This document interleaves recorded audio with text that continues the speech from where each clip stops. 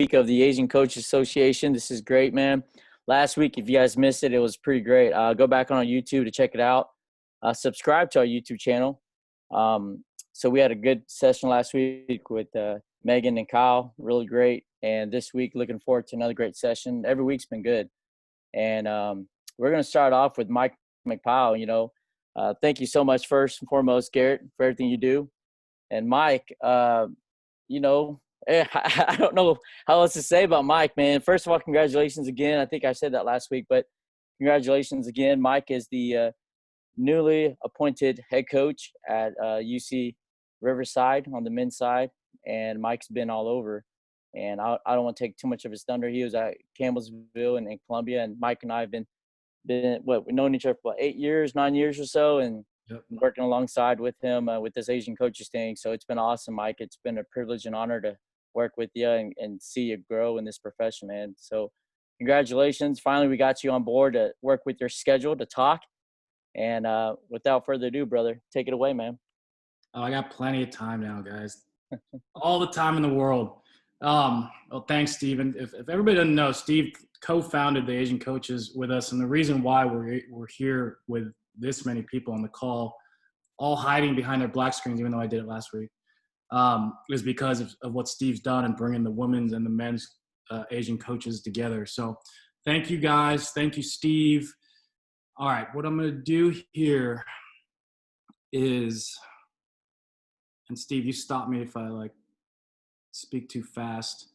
I might have to slide through some of these because I'm nervous Santos is going to steal.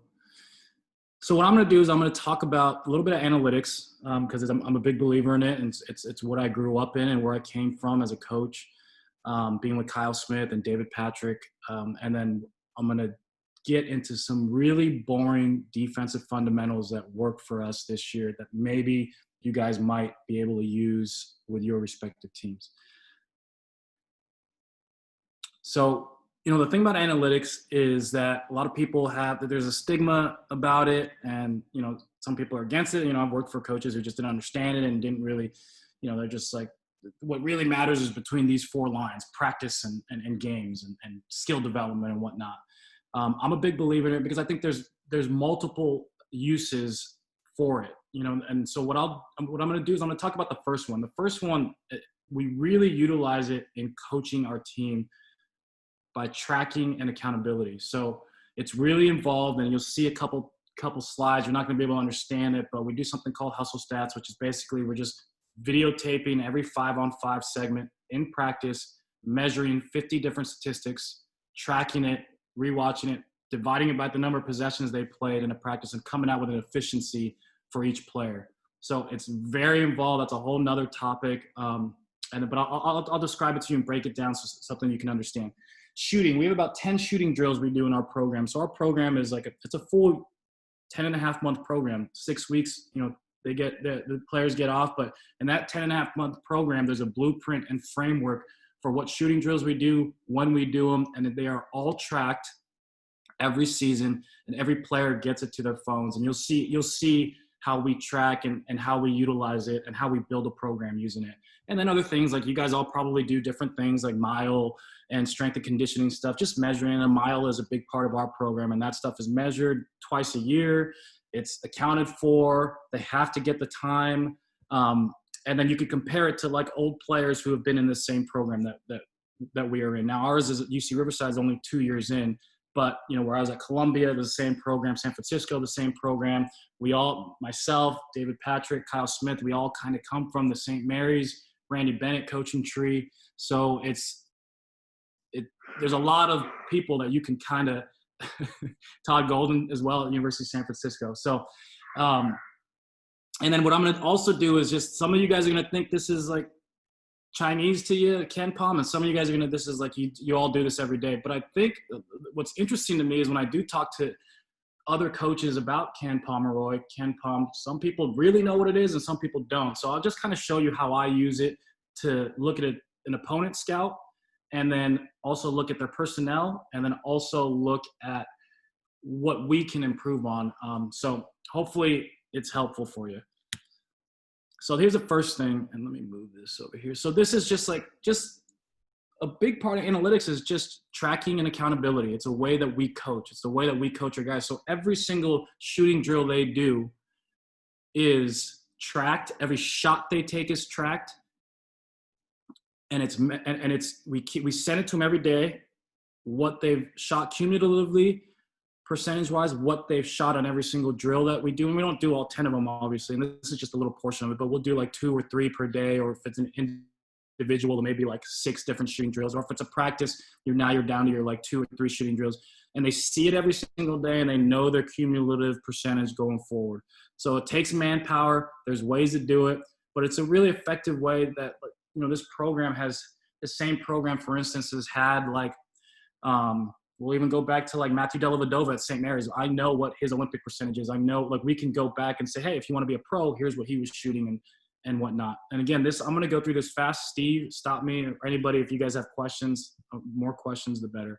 And then we kind of just post it every day, but nowadays it's to their phone, and we have like, who's the best shooter in that particular drill, and we put it from top to bottom. And this is what you're going to see a lot. Where do you land versus your teammates? And then the other part of it is it's just you're competing against yourself. So that's one area that we really do value, is tracking every single shot that these guys take. The joke is, like, when they step on campus, we're tracking every single thing they do, and we kind of are. Hey, Mike, quick question. Yep. Sorry to interrupt. So No do you guys tell your players automatically, like, all right, this is what this player's shooting and he's in the pros now, so it kind of gives them a bar? No, because what you don't want to do is, like, and I've seen this thing break some guys, because then they start freaking out. They're like, oh my God, I'm not just like, the first thing is just knowing that just you're going out and doing your shooting drills. However, they're very spot 50, make 30, 15 footers. There's a way that we do that on the move, make 25 threes. I mean, just stuff that you guys all do. So at first it's just getting used to being tracked, for them to understand that every shot matters, that everything in the program matters. And then as you go forward, when you have guys that are really like high achievers, which is like, I've been at schools like Columbia, San Francisco, and UC Riverside, where there is an academic piece. You're recruiting guys who are natural, like, achievers and pleasers. We want guys that buy into this and that kind of decide that, oh, this is good for me. This is the kind of program I'm going to thrive in. So this, you're not going to be able to see the Santos. Don't try to take a picture. I can see you trying to take a picture. But this is what we call hustle stats, right? You're not going to be able to understand that. It's just 50 different statistics that we measure. And it's more than just like an assist. We'll measure hockey assists. We'll measure deflections. We'll measure every single shot, box out, miss box out. And so, like, it basically spits out an efficiency for every single player, every 5-on-5 segment that we film during practice. And we do it for the games too, but we use it really heavy in the fall and in our early practices leading up to our first scrimmage. We will end up starting the winner at every position starts the first scrimmage. And then after that, it's just coaches, it's my call or our call to decide who we're going to play. So I won't dive into it because it's just too much. What I will show you is the one portion of it. So like rebounding, for instance, and I'll give credit. This is all Randy Bennett, Kyle Smith, and Kyle actually, he says that back in the day when he was at University of San Diego, I think Coach Bennett was on board there, and Hank Egan was the head coach, and they had like a team of 6'5" and under players, and they just like, how are we going to rebound? Like, how are we going to compete on the boards? And that staff, by the way, like Mike Brown was a graduate assistant, I believe, and I think Fizdale was a player. I mean, it's a pretty impressive coaching tree. But so they just started tracking box outs and missed box outs. So literally every single shot that goes up, and you really need manpower to do it. But let's say there's an assistant coach. It could be like, let's say like it's you, Steve. You're the rebounding coach. So you will watch every single shot and track every single player on the court if they did their job. And it's really simple. It's just box out. And then we place a value on every single one. For us, box outs like +1 because you're supposed to do that. Miss box outs -2, offensive rebounds +4, and so on and so forth. And so this is one of the 5 categories of hustle stats that we use. But rebounding is something that you can actually apply. Like if you were like Coach Wood down at Hillcrest, if you wanted to, I always say this is the one thing you can do like today. Like you can actually get it done just by tracking. If you want to get good at defensive rebounding, box outs and miss box outs would be a good thing to do. And then what ends up happening is you post it every day in order. I cut and pasted this, but like if I was just doing rebounding, which I did at Campbell. So when I came to Campbell, they're like, we're 330 something rebounding. And I was like, oh, I know I can help there because like I coach rebounding at Columbia and we were 4th and 5th country defensive rebounding. I know I can help there. And he's like, well, how? And I said, well, I'm just going to track box outs and miss box outs and actually defensive rebounds for us every day. And I'll just post it every day. I was like, what do you mean? I'll just like track it and I'll put it in order of best to worst. Now, this isn't really because you really need to divide it by possessions because some guys get more opportunities and practice and whatnot to really make it even. But whatever. The point is just showing it to them every single day. And if you're any kind of competitor, you're going to compete. Like if you're MH down here and you're just like, what the heck? And you care. You talk to like this, for instance, MH, he is 25 box outs, 51 missed box outs. Like that's not good at all. Like that and you'll start to have your own, but like in my mind, in a practice, a good team has 5 box outs to 1 missed box out. Like that was the goal in practice for us. But that's over time, I figured out that's what a good ratio is. And you'll start to come up with your own because every team's different, every year's different, right? And then some guys are just better grabbers of the ball, right? Like and if you're doing this every day as a rebounding coach, you'll start to see that. So like some guys are just better grabbers of the ball. So you kind of give them, and a defensive rebound is worth more anyways. It's worth +4. So if guys are just good at going to get the ball, you may make an exception. For instance, like JG here, 55 box outs, 96 missed box outs. Like that's a terrible ratio, but he has 97 defensive rebounds. Like he just likes to go get it. And so these are things that come up, but if you want to be good at defense rebounding, you can absolutely do this like today, like with your team this year. Really simple. And hey, Mike. Yep. Roberto has got a question for you, if you don't mind. Sure.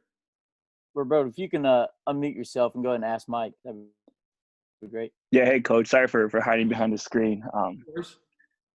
But going back to your shooting percentages, do you use that information to kind of give privileges on what, on shot selection that players can use, like Absolutely. Green light, red light? Absolutely. So these first 2 shooting drills, Olympic is just like we go groups of 3 and we do it every practice, 5 spots on the floor. And then Warrior is just like a 4-minute shooting drill that we do. And they're just spot shooting and it's team shooting really. And yeah, like if you're not really the benchmark for us to be like the super green light, you've got to be at like 65% and up. Like the great shooting teams that we've had at like Columbia or San Francisco, they like 70% was a benchmark. But like if you're not above 60%, like it gives us the opportunity to coach you on that and say like, yeah, I mean, why would you're allowed to do what you can do. Like Coach Calipari says that, like you're allowed to do what you can do. We're not trying to take your game away, but this is also part of role definition. And that's what this is too. It's all part of role definition. Awesome. I hope that answers. Mike, Patrick has got a question for you too, if you don't mind. Patrick, Sure. If you want to unmute yourself and go and ask. Hey, Coach. Thanks for taking my question.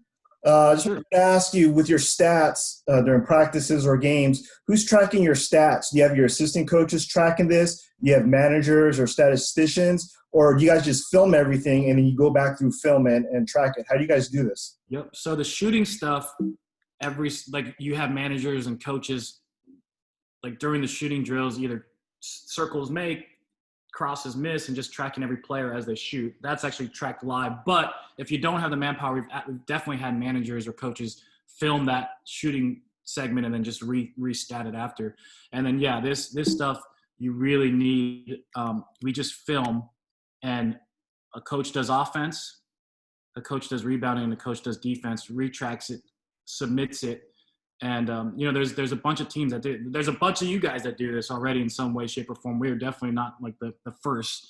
But this specific program is, again, like I think St. Mary's. And, if you look it up, you look at St. Mary's and Coach Gannat at Hawaii and Coach Golden at San Francisco and Kyle Smith now at Washington State and Rick Croy kind of does a little bit of Cal Baptist and like ourselves at UC Riverside, we're all good defensive rebounding teams. Like, shoot, Jesse, you're probably pissed at me for sharing this stuff. But yeah, so I hope I answered your question. Hey, Mike, what else do you do? Do you have these clipped or? No, I would love a video coordinator that would do that. Like in the NBA, right? They have that, right? But no, we just literally, like, you would watch your job, Santos, like defense, and you would do those specific stats for hustle and defense. That's all you're doing is just tracking that every single practice for every single player. It's very, it's heavily involved. That's why I'm not as afraid to show it, because it takes a lot of work, and you have to be a part of a program, I feel like. But it started with this rebounding. That's what it started with, the story with Kyle. And then it built out, like for instance, on a box score, how many passing stats? I'll ask you, Anthony, like how many passing stats are on a box score? My bad. Just the main assist. Just assists, right? So we give value to every time you throw it on the post, every time you penetrate and pitch. And, I know San Antonio Spurs do that every time you get 2 feet in the paint. Like everybody does some, but we really, it's built out. We value the ball moving. So that was the value in giving hockey assists and whatnot. So. Mike, this might be another Zoom session for another time, but with all that tracking, do you guys, I'm sure you guys practice certain types of like boxing out? Yeah. And so here's the craziest thing of all. Like at Columbia, we were 5th in the country in 2014 defensive rebounding, something that we were all really proud of, because it was just about, and Brad Stevens, like I learned from him, he does something called bulldog rebounding. And actually, when I got the rebounding responsibility, like Kyle had me call Ganat, Jesse, because Ron Ganat was the best at this, on both sides, offense and defensive rebounding. But sorry, Steve, what was your question? Well, yeah, no, just asking if you guys put this into practice. You guys practicing like how to box out, or just basically it's hit or get. What I was saying was at Columbia, we didn't do one box out drill, like never, and we were 5th in the country defensive rebounding. So it was, you do have like a rebounding war every once in a while. That's a toughness drill, and I actually do rebounding technique. Like it's really fundamental and basic. I got 3 guys lined up, and I got 3 guys crashing, and I actually tell all the 3 guys crashing to run to the baseline so the guys understand how to open up that way. And then I'll say everybody on the offense, and it's like 3/4 speed, run to the middle. Everybody learns how to like pivot that way, and I'm shooting it from the wing or whatnot. So I do that myself just because I just think it's a really, like, it's just fundamental. Like and because that's another level, like we call it a blind box out. Like when you turn around and you lose sight of the ball, like I never want them losing sight of the ball. Absolutely. Hey, So Jason's got a question for you. Oh, sorry. Go ahead. Yep, go ahead.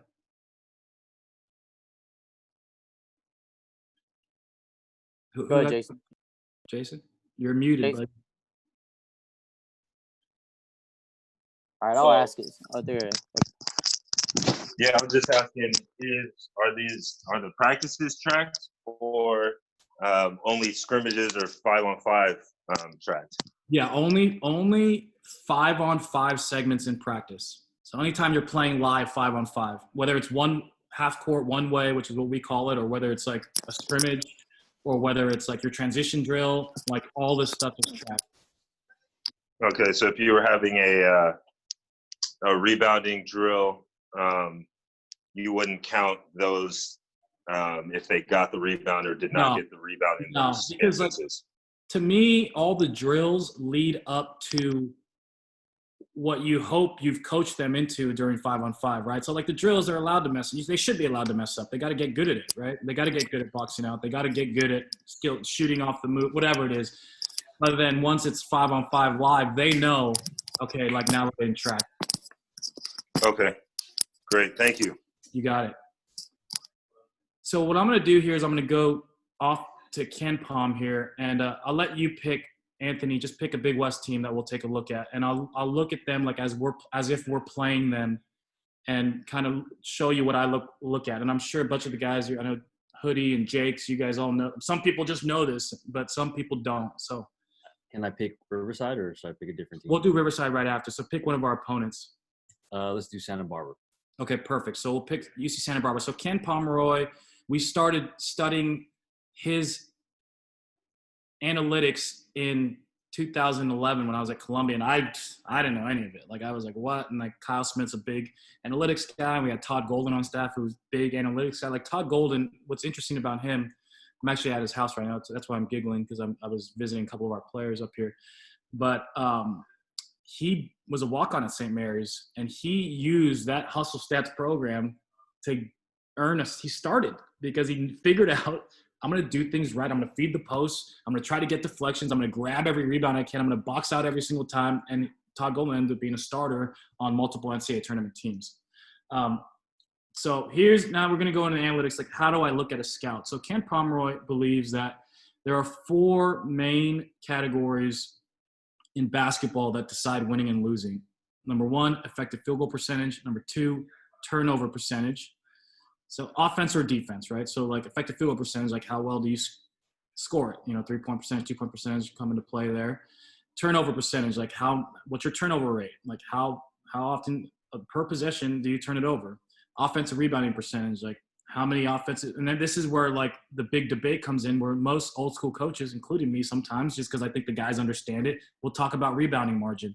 Well, that's not really an accurate way to measure rebounding, because sometimes if I'm on the defensive glass and I make them miss more shots, I'm naturally going to get more defensive rebounds, so my rebounding margin is going to be better. So that's another talk. But rebounding percentage, just like for the opportunities on offense, what percentage do you get?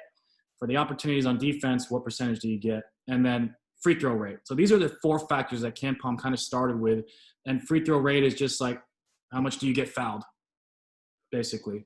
So, and that's really important. But we'll look at UC Santa Barbara. So let's say we're playing them, which we were about to play them in the Big West, first tournament game. And so the first thing I look at is just this. Green means good. Pink to red means bad. So they're a good offensive team. They're 106 in the country for a Big West team. That's really good. And for a defensive, they're 242nd defensively, so they're not very good defensively. All right. And then the one thing I will do right away, just so I see, like, okay, is this like, I know we're 31 games in here, but I'll just click on Coach Pasternak and just see, is there a trend? So offense, 106. Offense, 105, like 160th in the country, and an efficiency of 105. Like the benchmark is always 100. Like if you're above 100, that's pretty good. If you're below 100, it's pretty bad. 111.4, 64th in the country 3 years in 2018. So there's a trend there to me. Like they're pretty darn good offensively. And then defensively, like not. So like they hang their hat on being good offensively. So this is like, we'll see that on film. Like when we're watching them, of course we see that. But you can almost do a scout. The joke is sometimes you could do a scout just from Ken Pom. All right, and then the next thing I go to, they're good offensively. So, of course, they have a high effective field goal percentage. They're above average, turning it over. Stands out to me right away here. They're 68th in the country offensive rebounding team. So that's big. That's huge. That means that they're very, very, very good on the glass. So that's like key number 1 almost, like in my mind now. And along with that, which a lot of teams are, they get fouled a ton. They're 66 in the country getting fouled. So this is a Big West team that is 160th overall of the 353 teams that were Division I basketball last year, yet they are 106th offensively, which is very top 100. And the way they do that, they're 68th in the country offensive rebounding, 66th in the country getting fouled. That makes sense because if a guy's getting offensive rebounds close to the basket, he's putting it back up, he's getting fouled a lot. So that is huge. Like that's a key for me. And then I look at the defensive side, not very good defending not very good defending shot attempts, 251st in the country effective field goal percentage. So if you can get shots up, you're going to make. Turnover, they're middle of the pack, average, maybe a little bit above average and turning you over. And I will tie that. So then now that tells me, okay, so maybe they're a little athletic because they're good offensive rebounding. They're good at getting fouled. And they turn you over a little bit higher than average, right? So the average here is 18.9. It's a little bit higher. That's pretty good for a Big West team.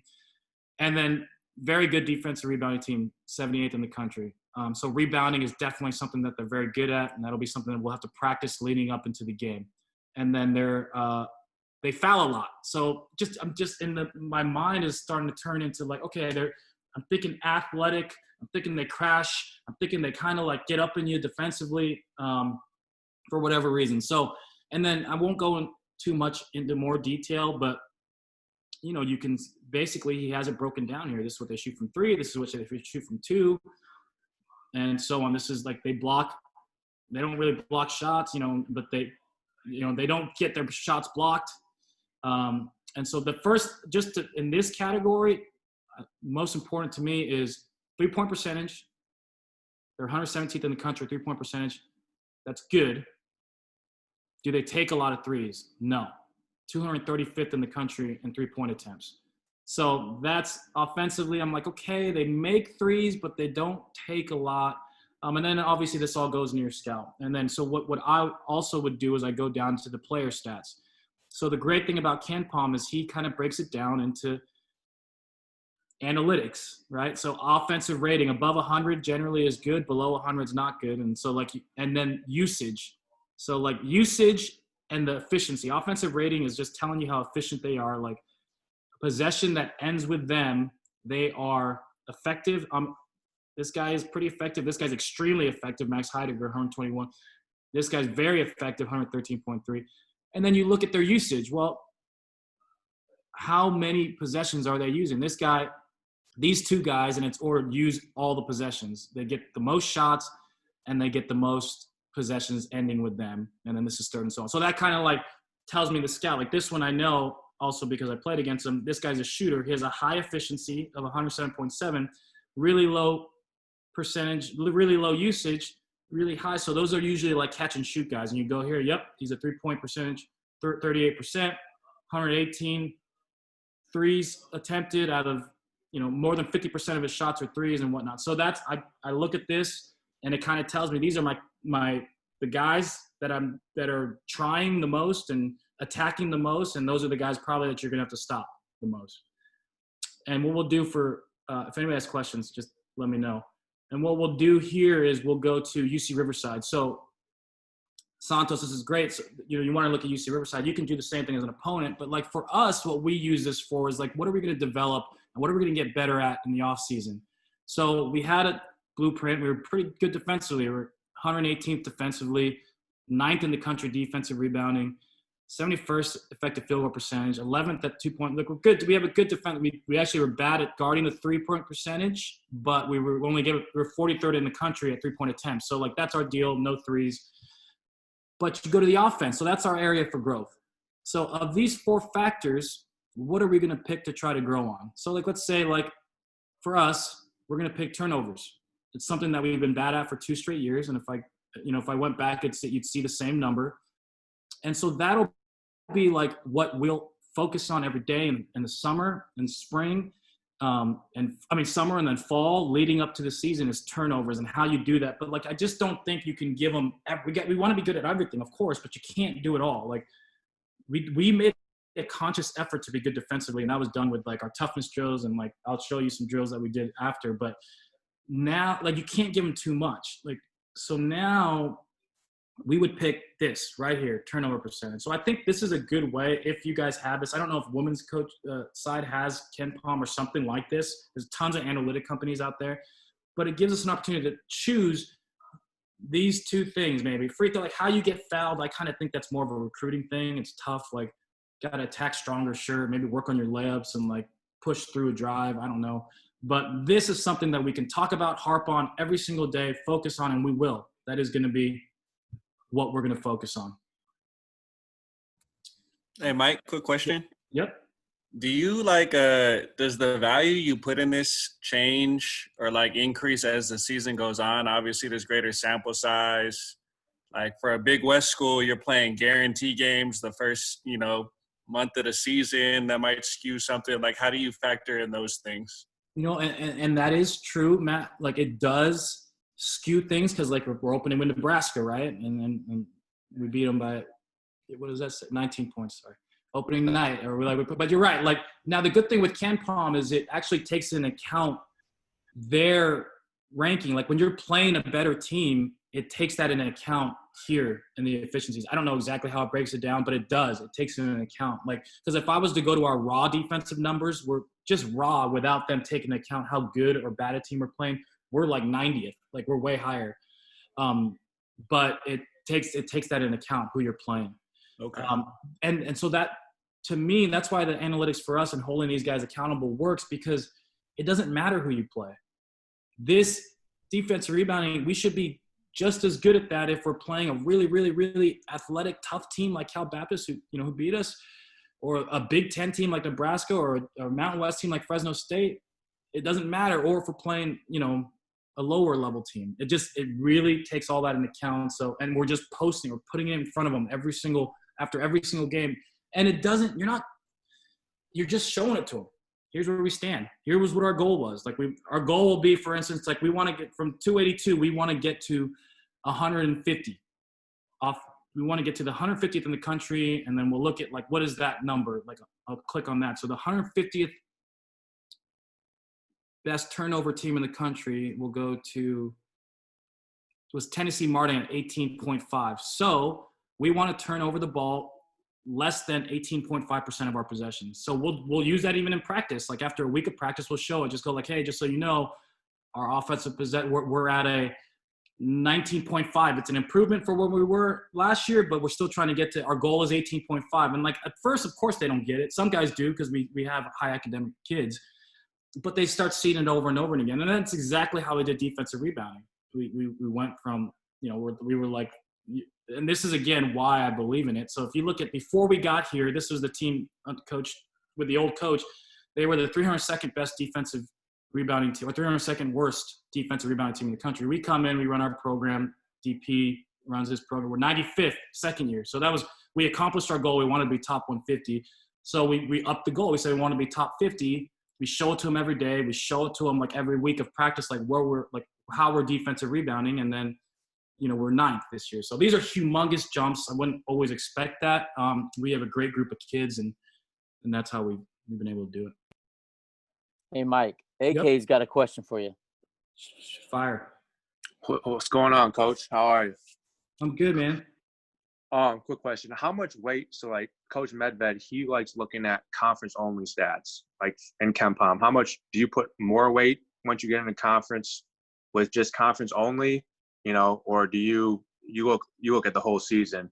Absolutely. I will absolutely do that. So I'll look at, like, if I was playing Santos at Cal State Fullerton, they're 96 to, 95.9 on offense, 104.5 on defense, and conference definitely changes. So like, let's see if it changed here.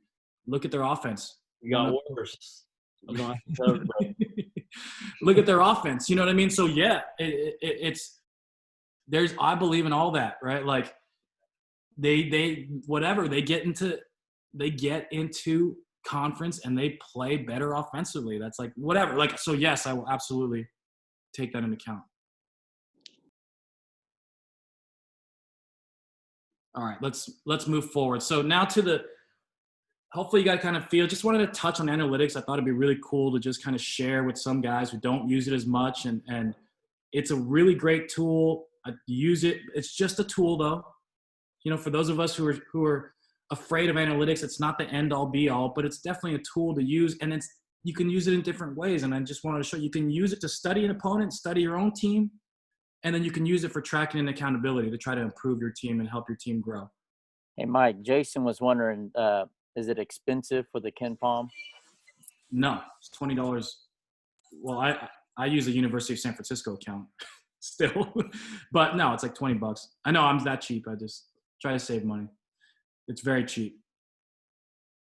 A year. That's a year, by the way. All right. So here's something.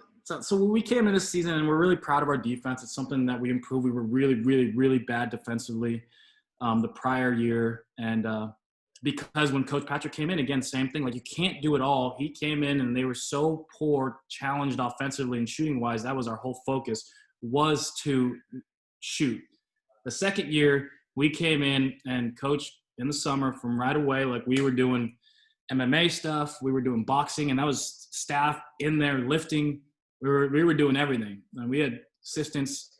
I mean, Coach only did the first boxing one, but I did most of them. And then I found like reasons to recruit, so I didn't have to. But like, it was hard. Like, and it made us tougher. So that was our challenge, right? And so we came into this season with a plan. And I studied. I got a former player at Texas Tech, and I studied others. But and we were very good. We're pretty good defensively at Columbia and San Francisco. So we could similar plan. And then Australia was pretty good in the World Championship. So DP brought a lot of that. But our whole goal was to dictate defensively. So This is just a quote from Coach Les at Davis. It's the combination of physicality along with their pressure and length. They can shrink the floor because of that, you have the tendency to get sped up. And when you get sped up, you're shooting it faster, shooting quicker, and you're not in a rhythm. They do a really nice job of that. And this is not a secret. Like, we try to keep guys on sides of the floor. And how do we do that? So we study Virginia, and they literally every single day they start practice with 2-on-2 closeouts. And so this is boring. This is going to be really boring here, but we preach it, we sell it. Can you make the boring important? Can you motivate your team to be good at the boring, right? And so we did. We do closeouts every single day. So here's what makes us good. And this was something that we did, and I'll give all credit to Coach Patrick. We brought bricks in. So we'll do drills with bricks. Everybody has their own bricks. They bring the 2 bricks up to practice, and we started in the summer. And that was a big part of our development of toughness and development defensively and just getting our hands out, trying not to foul. Second, our closeout discipline. So it's discipline to close out every single time, and just to avoid confusion, because I've been in a place with 1 hand, 2 hands. It's just 2-hand closeout and never middle. Never. You're not allowed to let them go middle. And then floor position, how do we help each other, basically? And I've seen some great ones. Stanford, we want to be towards the ball, high in the gap, all the different language. We want to be there in a show of force towards the ball as best we can. And then we excel at ball screen coverages, and we won't touch on that, but that's the 2 most important things defensively to be good at are transition defense and ball screen coverages. That's the game today. If you're good at those 2 things, you're going to be good defensively. So here's a little, I hate giving this to Jesse and Anthony, but what we do, and actually Jesse kind of saw it the last two times we played at Hawaii, we pick up 3/4 court and we force the ball handler to his weaker hand. So weak equals force left, strong is force right. We make them dribble, shoot, and pass with their weak hand. And we live by that and we die by that. And so you'll see in some of these clips, we force them to their weak hand. We know the scout, we force them to their weak hand. And then second, if we have an opportunity, we're going to keep you on the side of the floor. Actually, it's not opportunity. It's a must. It's our closeout discipline. It's 2 hands, never middle. And it's practiced daily, 2-on-2 from different spots on the floor. So it's sometimes I'm the coach at the top and they're in the gap, and I throw it to a wing just like normal. You got your guy on the nail and they're talking blah, blah, skip it, and they're doing it. And then we'll do it from different spots on the floor, like corner, wing, 2-on-2 closeout. So this is stuff that we do in our warm-up. And we don't do all spots every single day, but it's something that we practice daily in some way, shape, or form. Closeouts, 2-hand closeouts. And then closeouts, chest blows. Chest blows is just we're really big on trying not to foul. So we just want our hands out. So they get used to taking chest blows right in the chest. And we coach it hard in other drills. So we do 3-on-2 continuous, every single coach does here. And we have a coach at each end coaching the closeouts, even though we know it's an offensive drill and you're trying to get your guys moving and shooting, but we're coaching closeouts. Accountability. It's all about accountability. And you got to be smart with that. You got to have some feel. Are you going to lose your mind because they're not listening to you on a 3-on-2 drill when you're trying to get them close out? No, but I think we're getting just a little % better by having a coach at one end, just constantly coaching closeouts, just helping them learn to rotate who's next and who's next. So on the ball, we dictate direction. And then this is just the floor. And this is literally what I showed our team, this exact presentation as we started our summer defensive program. I can't teach them on the floor, so I'm just teaching them fundamentally as best I can from film. And we have 4 new guys. The other guys get it. So just when we're in the pink, we try to keep you on the side.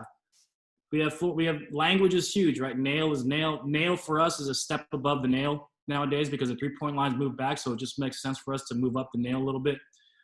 That what you guys may call captain, or we call lob, last man on the baseline. So there's always got to be a lob guy, whatever your language is. And then if you're in this, keep them on the side. If you're in the middle, you're forcing them to their weak hand.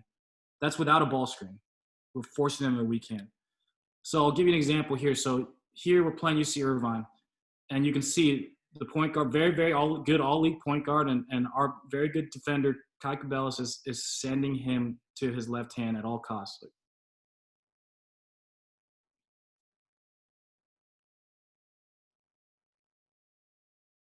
Same thing, our player sending their shooting guard to his left, making him make a play with his weak hand. Same thing, jump. He's in the middle of the floor. He jumps to send him left.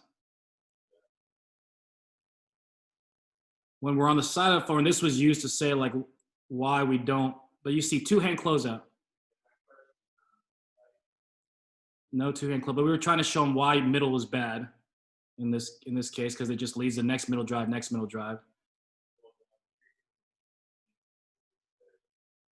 And these were bad clips. I was trying to show them why middle is bad. This guy's a lefty, so he sends him right. Like, just really excellent job. And of course, our guys, as they were watching this, knew what they were doing. On the side of a floor, keeping them on a side.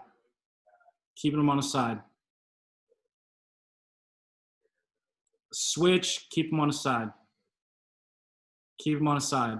Like, we want to be really aggressive with keeping them on the side. We want to dictate where you're going. This turns into a one-on-one play. All right. Now, floor position. So hunting stance off the ball. So hunting stance he got from Phil Jackson. He used to tell guys off the ball, like, you're hunters, get in a hunting stance. So that's what we use. It's an athletic stance, hands high, pointing at both ball and man, and you got to be ready to anticipate. So we should be in a hunting stance between the ball and your man. This is stuff that you guys all coach, you guys all teach. We just have a name for it, hunting stance. High in the gap, we want you to be towards the ball. So if you're guarding a guy in the corner, we want you to be high in the gap in a hunting stance. And why? It gives the opponent the look that we're there to help, obviously. And then number two, allows us to close out no middle. So if we're towards the ball and then throw it to our guy, we're always in a position to close out no middle. And you'll see an example here where it helps you avoid post ducking. So like if you're towards the ball, guarding the post, ball gets thrown in the wind, maybe you let a guy through. Now you're in position to front the post. So this is the look. So the ball's hitting the post, and this is a hunting stance. So this is a great clip for us to show our guys. Everybody's in a hunting stance. Pointing, ball and man. Should be athletic, should be anticipating. Two-hand closeout every time. Active. I think we saw this clip already. So here we go. So this is number 15 here is guarding a guy in the corner, and this is what we mean when we say high in the gap towards the ball. This is the floor position we want him in. We want to force that guy back door. He's in a hunting stance toward the ball.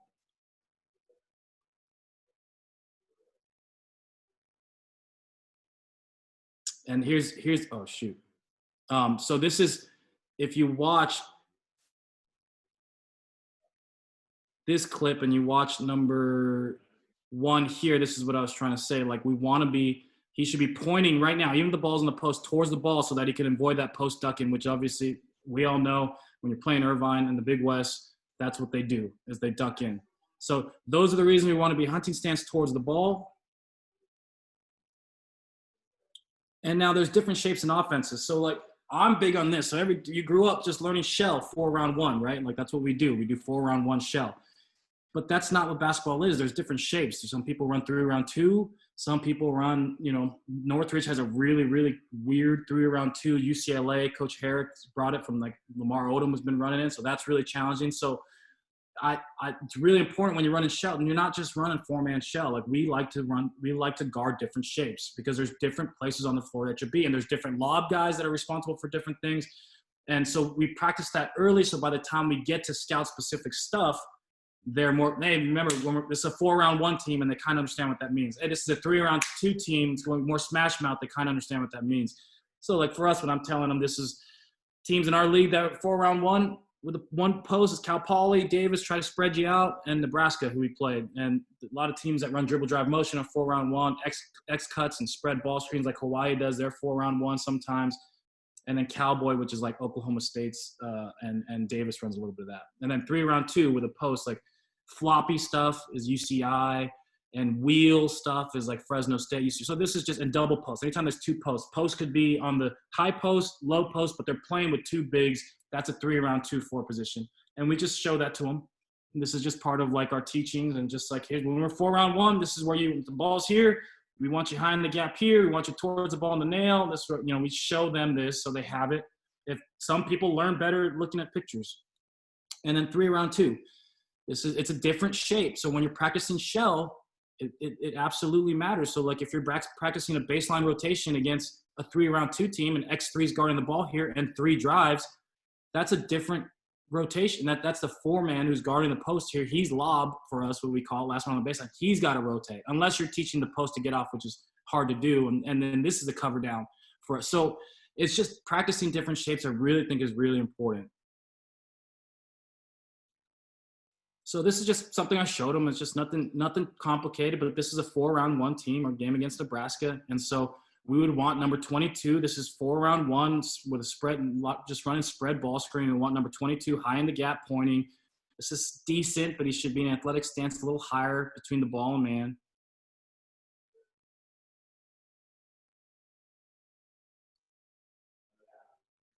And on that one drive, you saw we don't ever want to do that. Like number 22 on that, we want to be in such good floor position now here where we never want to react in. We want to be in and react out. We call it stringing out because that's how you go up strong side threes. You guys all coach it differently, but we would never want to do that. We don't want to react unless it's scout specific and he was guarding a non-shooter.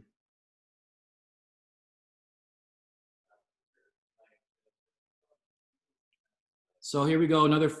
So this was teaching point, like good two-hand closeout by number 11 here, but not good no middle, right? Like that's a really bad closeout for our defense. Everything we practice is baseline rotations. Everything is no middle. This is a bad closeout. And a lot of teams will do this in a 4-round-1. They'll X cut, what we call X cut or brush cut or whatever you call it. And if you're not in a good no middle stance, it allows you to get X cut or brushed on this right here.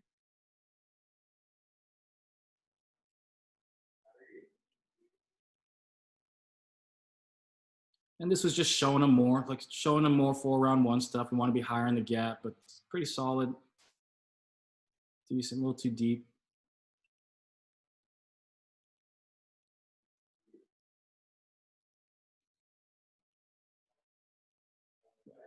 All right, if you guys have any questions, just fire away.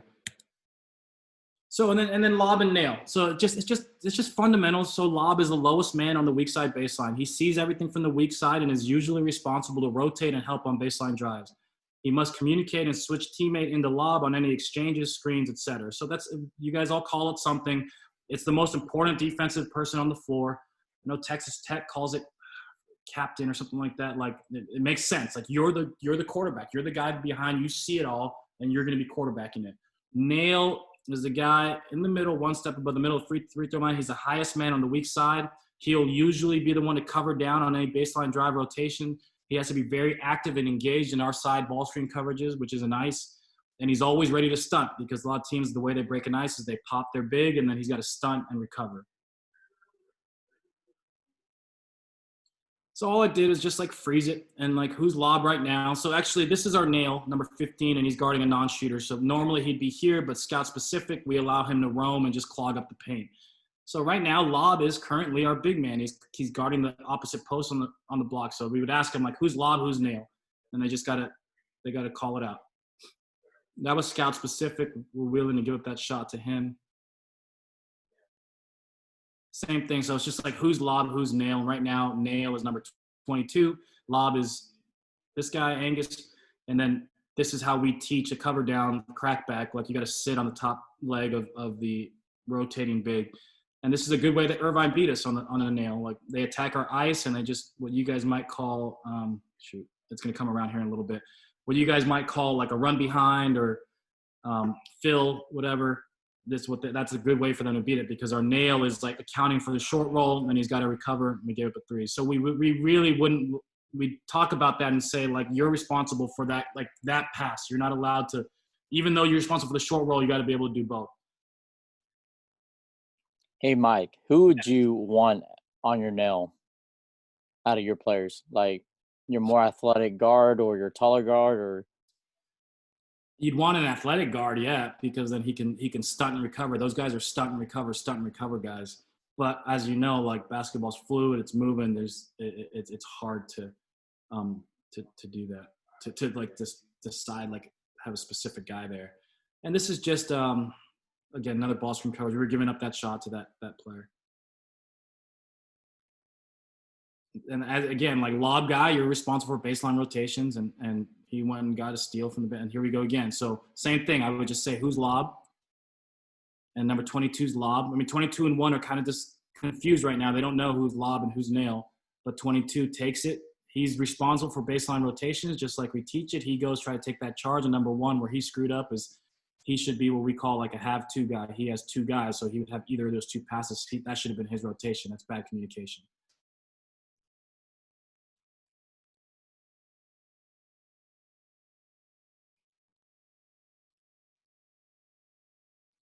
And this is just another coverage, like who's lob, who's nail. We're actually in a ball screen coverage right now, and so they just have to tell me who's lob, who's nail.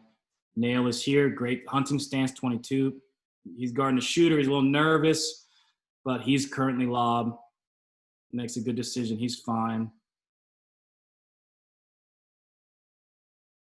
And we're living with that shot. You're gonna hear us yell that a lot. So that's what I got. I just, if you guys have questions, we do closeouts with bricks, 2-on-2 closeouts, and it really was effective for us.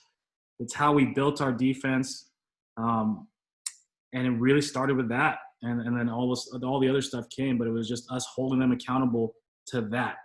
2-hand closeouts, no middle, every time.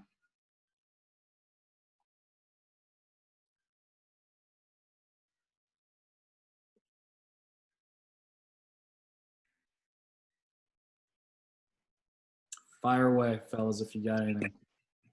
Sorry, Mike. My internet was going in and out. So No if you might have any questions, feel free to jump in and ask. So on baseline Mike, is that your? Oh, my bad, Steve. Go ahead. Okay, you got it. On baseline drives, if the big is on the ball side block, are you wanting your big to rotate over, or is it the nail guy or the lob guy? Sorry. It's hard. It's hard to. The one thing, like, there's rules, but there's also, like, if two guys are going at the ball, I'm fine. Like, that's right. Most important, right? But if our big can get off it, which is really hard to do in our league against Hawaii and Irvine, those guys are great at ducking in, and that lob guy's got to be ready just like our dude. So I'll actually practice both. Yeah. So like we tell our bigs, because we play the push style, keeping it on the side. And if the ball's below the free throw line, we actually want him to play on the low side. Absolutely. So that's another way to take care. That's a great way to do it. So we've done that, right? Like especially against, like, Davis guys had really strong tendencies to go over their left shoulder on that block. We'll say, you know what, if you can get to the low side, and like we used to play Princeton in the Ivy League, and they only played low side, and it would mess us up. It's a great way to take care of the baseline drive. You have your big down there. What you're doing, though, is you're giving up middle to your post. If they could throw it in the post and that guy can just get middle, then. But you're absolutely right. That's a really good way to do it, is low side. Patrick's got a question for you, Mike. Hey, Coach, another question for you. If you got the ball on the wing and there's shooters on the opposite side, and the ball handler, even though he's a great penetrator but not necessarily an offensive threat, how would you position your weak side defenders on that shooter? Would you still have them in that nail position or that middle position, or would you have them closer towards the shooter? Yeah, I think naturally as a defender, like if I'm guarding a shooter, I'm going to naturally be a little less in lob, right? Or a little less on the nail because I don't want to give up threes. And when you're a really good defensive team, you understand that. Like, I know that you're guarding a shooter. Maybe it's me. I'll go, I got it. I'll rotate for you. You know what I mean? Because he just can't get himself to get in lob. So, yeah, that's a good question. But I just think naturally, just human nature. If you're guarding a shooter, you're just not going to be in your floor position as well, right? Like, you would really want to count it, but you don't. The worst thing to be in defensively is in rotation, so you got to be able to keep a guy in front. So then, who would you want giving help on dribble penetration? Then would you want a perimeter player, or would you rather have your big man or whoever the lob man is to give help on dribble penetration? Yeah, I think all bets are off. It's just like whoever can get there first. I wish if I had my choice, I'd want a perimeter player because then the big man can clean up the rebounds, right? And what's interesting is, like, I'm a very big defensive rebounding coach. So it actually in some ways sometimes hurts our defense because I'm like coaching box out sometimes at the same time as I'm coaching the rotation, but I want him to get back, And so, like, well, do we want him, do you want us to rotate, coach, or do you want us to box out? And it's like both. I don't know. You got to do both. But that's always a challenge. So if I had my choice, I would want the perimeter player to go. But we practice it both ways. So, like, that one clip, we'll have our big come off, and then we'll have the the guy who was in lob, like get in box out position on the offense, and sometimes we'll have him just go. If that makes sense, I'm sorry, it probably doesn't. And then the big just stay on his. Yeah, I got it. Thanks, Coach. Hey, Mike, Roberto's got a question for you too. Yeah, thanks, Steve. Coach McBio, the question is about middle penetration. So I see that you force everything baseline. I'm sure you practice most, shell drills going baseline. But what do you guys do when there's a middle penetration? And do you guys practice that and have a certain rotation? We don't. You can't. Not allowed. We're fired. No. If they middle drive, we teach what we call like that string out, like, and we'll show it. We'll say we'll teach it on film. We'll say like, obviously this is not a good. You got to keep him out of the middle, DJ, whoever it is. But on a middle drive, fellas, he's still in a good position. It's just one-on-one. Did he need help there? So we don't want to be helping off the strong side because the strong side changes on the middle drive, right? Like those guys in the opposite corner, their natural instinct is to react, and so we do kind of practice like that slot drive and stringing out, like kind of that feel like I'm on the strong side. Nope, not my responsibility. I'm going back towards my man. And it's kind of the same thing. If that wing middle drive is coming and I'm guarding the opposite wing, I'm on the nail. It's that same reaction. I'm like in, but I'm anticipating out, stringing out to go get my guy and letting him score one-on-one.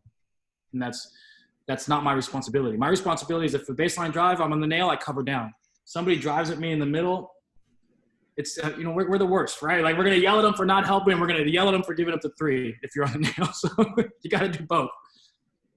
Do you guys stat that, Coach, in your Absolutely. analytics, middle drives? Absolutely. So like a blow by middle is worse, is like -4, whereas a blow by baseline is like -3, -2, whatever. I don't know. The numbers get crazy. Like as these things evolve and develop, like, San Francisco does it different. Hawaii does it differently. I'm sure we all do it differently. We all subtract. We all add too much. And so it's a tricky little balance of trying not to add too many stats. But yeah, that's a really big one for defense. Thank you. Hey, Mike, Matthew's got a question for you. Thanks, Steve. Go ahead, Matt. Matthew Smith from UCLA. Just aside from the ball screen fill behind, what kind of actions gave you the most problems? We're pretty good. Fullerton kicked our butt. They're really hard to guard for us because they run those X cuts. They spread you out. Anytime teams go small, it's hard for us because we play big. So like we built our team to try to win this league with size, and because Irvine wins it, and Santa Barbara's big, and Hawaii was big back. So like it was size matters in the Big West. Where we struggle against teams like Fullerton, they spread us out. They drive us a little bit, but they spread us out. Like our rotations aren't as tight. We're not as like compact. And specifically like versus like our ice, I guess.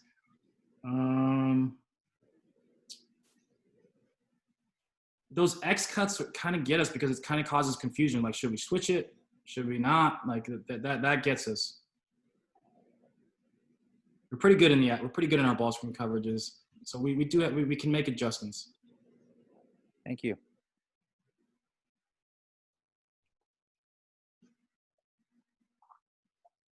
Any other questions? This is good, Mike.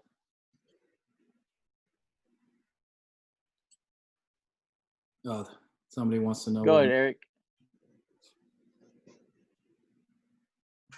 Go ahead, Eric. Eric. I said you have the two-man closeout with the bricks. I'm curious about that. I understand the brick concept, but my kids sometimes get upset or something. They might drop the bricks on the floor. Or, what do you use to cover them? I kind of like. Oh, we wrap them in tape. We put okay. the gray tape around them, so it doesn't scratch the floor. Okay. Yeah, the joke was like, I was always I was a defensive coach, so I was always like, yeah, let's do bricks today, and like.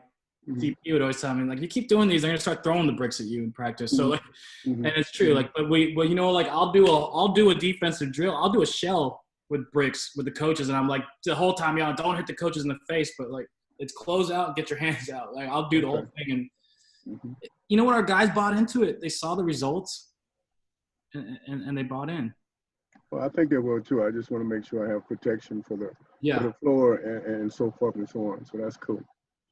I did in the past, but I think I'll go back to it again. Thank you very much. You got it. Hey, Mike, Rylan was wanting to know what a mush coverage is. Yeah, that's just our drop. Like our middle ball screen coverage. It's just we're in a center field type. It's just what we call it. It's from Australia. DP's gonna kill me. That's why I haven't done one yet. But now I'm my own boss, so I did it. Now he's still gonna kill me. Rylan, that answer your question? All right. That was great. Thank you. All right. Will, you got a question? Yes, Coach. Do you, in the past and then now with your own program, do you recruit to your defensive philosophy, or do you adapt your defense to your personnel? Yeah, we definitely. It's definitely recruited. Here, we like to be big. We like to be big at every position. I think I'll adapt in a way like if we didn't have a big 7-footer, but we were still long and big, yeah, we're still going to keep guys on the side of the floor, which I just feel really comfortable with just because that's what we did at Columbia and San Francisco. And so I feel really comfortable with that, keeping guys on the side of the floor, but I'll switch more. I'll ice switch more if we didn't have a big that was protecting the rim, which we do. We have a couple bigs that do a good job protecting the rim. And that's something we practice every day is protecting the rim, verticality, and all that stuff. Thank you. Mike, I got a question. As a league opponent, feel free not to answer. I'm sorry, I gave away all our secrets. Sorry, man. Don't tell Coach Ganot. I was just curious because you guys do such a great job forcing weak. Our best player, point guard, you guys handle really well forcing weak. But at what point on the floor do you start forcing baseline versus forcing weak? Say like right. Yep. It's the I'll show you real quick. It's the lane line extended kind of deal, or yeah, it's like I think I had it on the shoot. Sorry. And we'll put tape on the floor. Shoot, are you trying to get this up for your own so you know how to attack us? But we put tape on the floor like just like this. All right. And so they know. Again, and anybody that ices, and any ball screen coverage, but anybody that ices, that slot is the hardest part to figure out. Am I icing? Am I weak, strong? Middle coverage like that. Santa Barbara beat us like that. They just kind of attack us from there. God, just give me way over. Thanks. You got it, bud. Mike, what are you going to do differently now that you're the head coach? You anything different?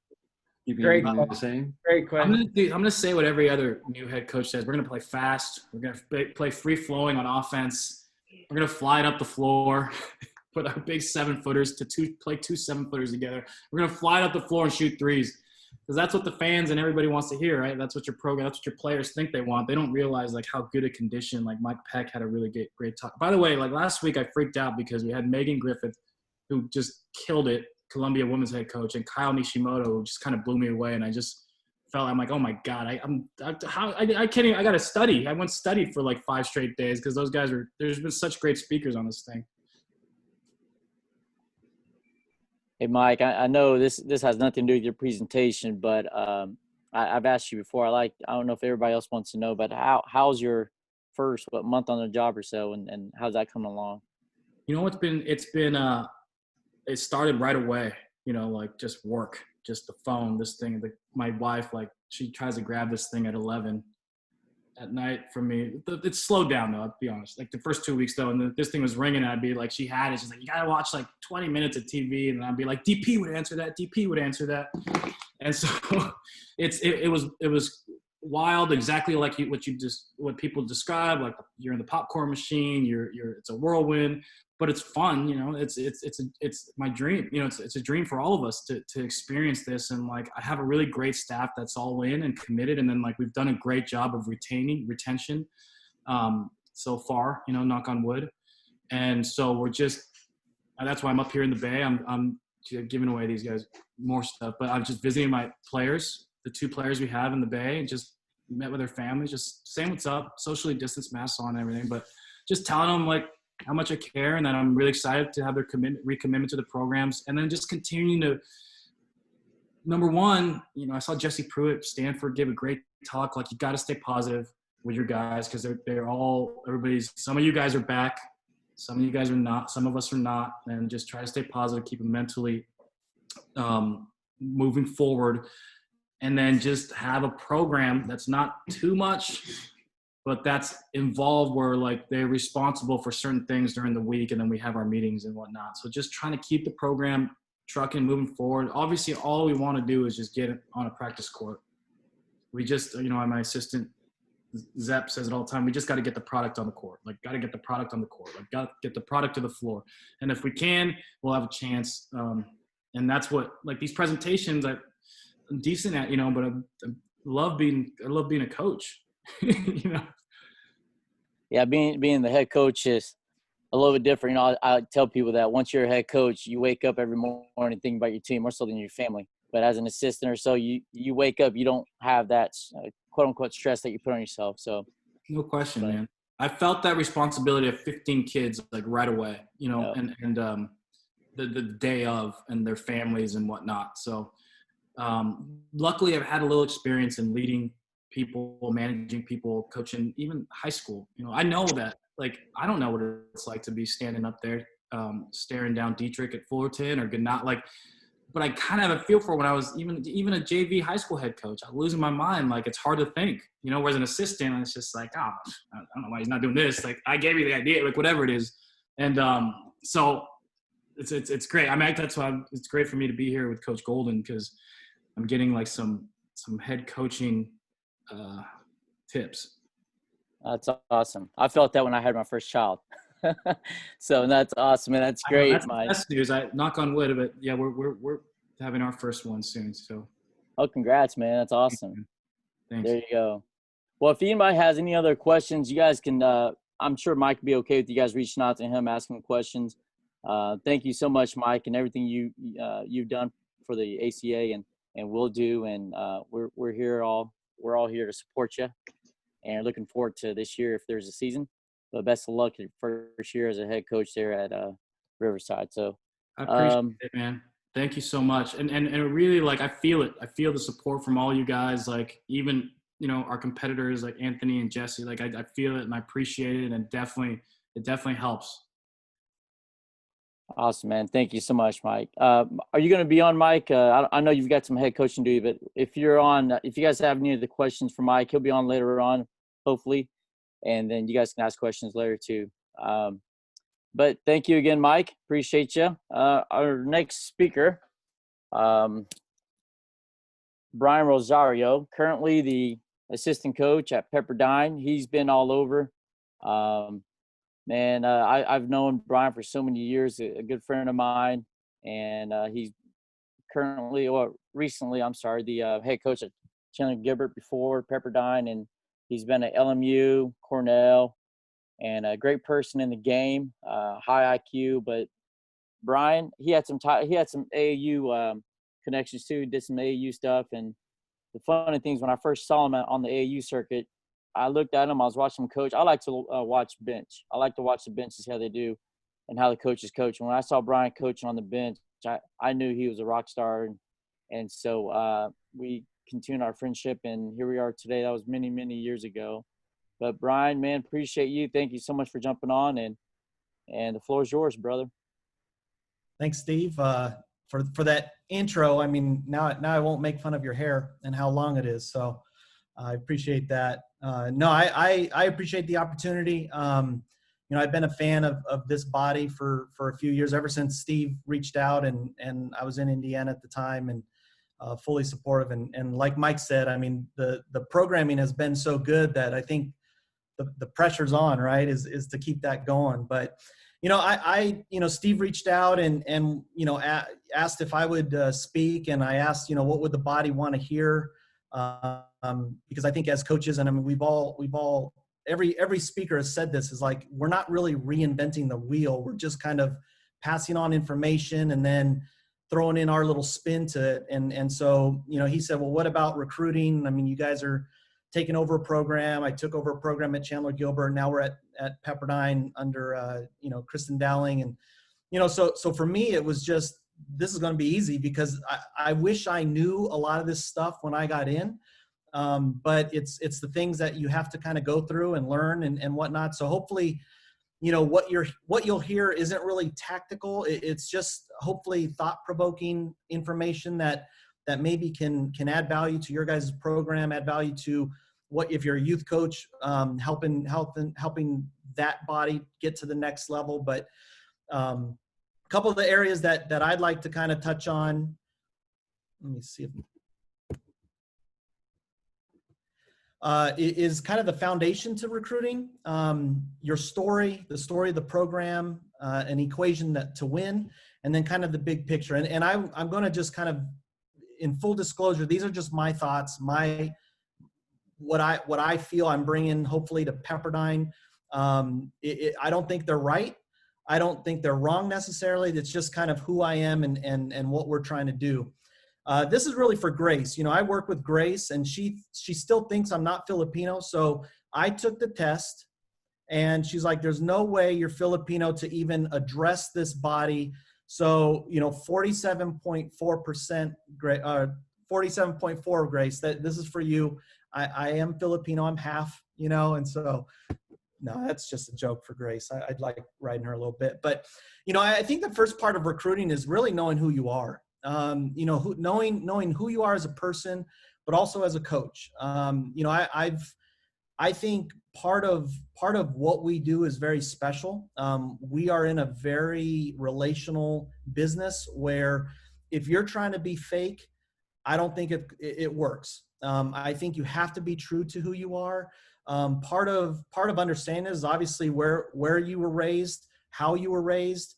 Some of the personality traits. I mean, I got into this, and I'll touch on this a little later. I didn't want to do recruiting. If you would have told me 20 years ago that you are going to be a recruiting coordinator and you're going to deliver some presentation on recruiting, I would have called bullshit on you just simply because it wasn't me. I hated talking. I hated, putting myself out there and kind of looking bad or whatnot. But I think you have to know who you are, because that is going to adjust or that's kind of what you're going to add within your experience is to those personality traits, to those aspects that you are.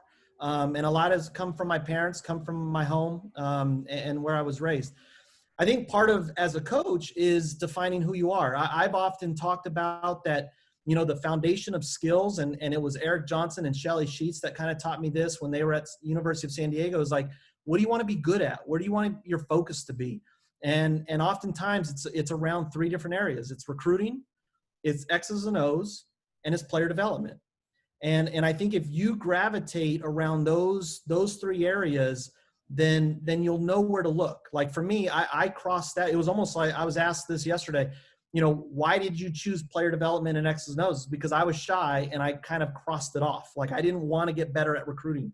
I didn't know what questions to ask. I didn't know really kind of like how to get better at it, simply because you're kind of thrown into it.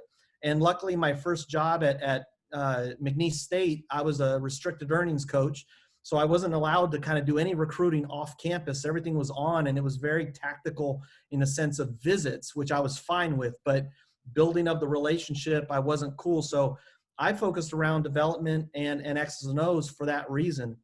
And I'd say my first 10 to 12 years, it's just where I went into, was developing players and trying to figure out offenses, trying to figure out defenses, trying to get better at those skills, because at some point you have to add value to coaching staffs. And luckily I found places where there was a really good recruiting coordinator. And so my value added piece were those skill sets of developing players and being a coordinator, whether it was offense or defense. I mean, when I was part of the Ivy League at Cornell, Val Klupfer was our recruiting coordinator. So I was able to focus in those two areas.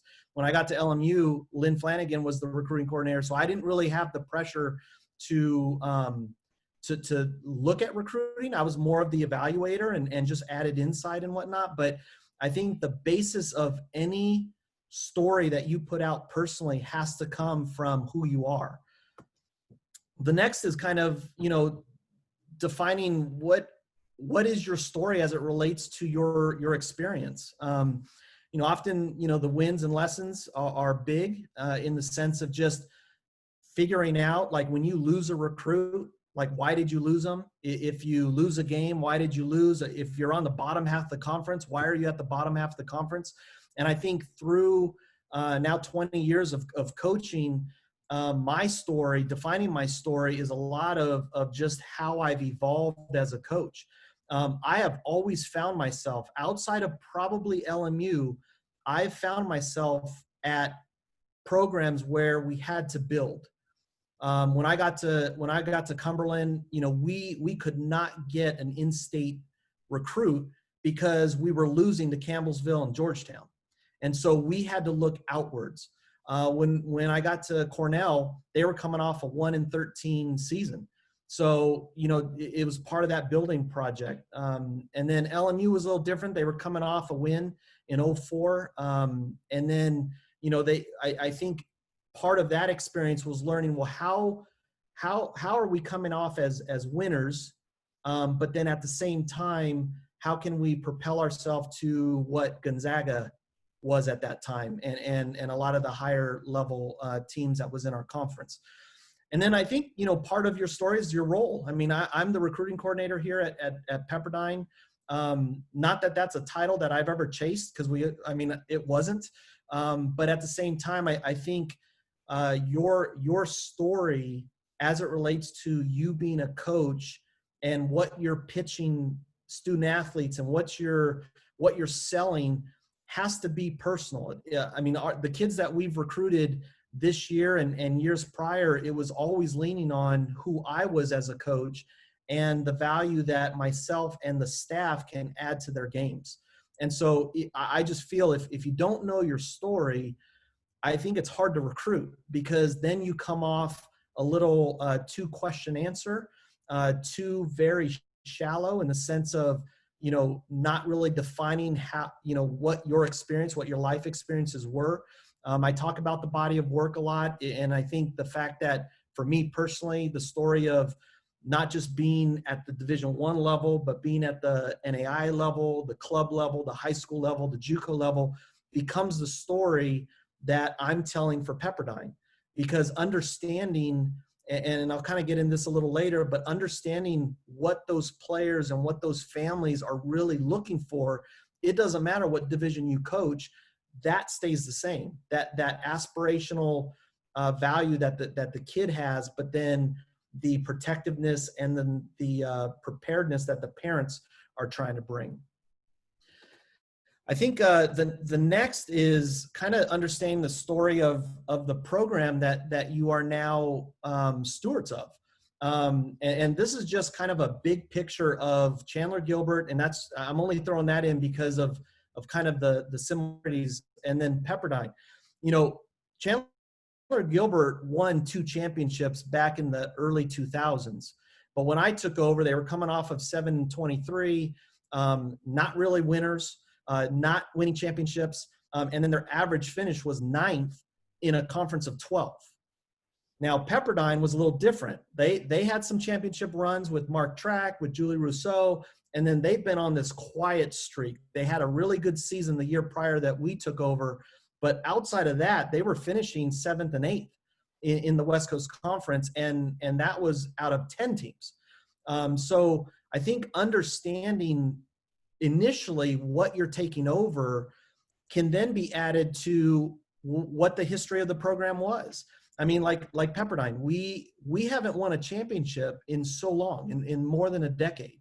The player experiences coming off of coaching staffs that there were high turnover. There was a couple of our players had 3 staffs within their career, which, I mean, who wants that?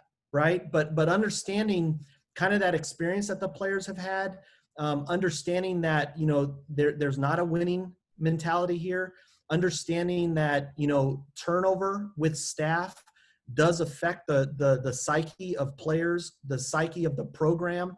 I think understanding the recruiting history. I mean, Shelley, She's coached at Pepperdine. She was coaching at San Diego.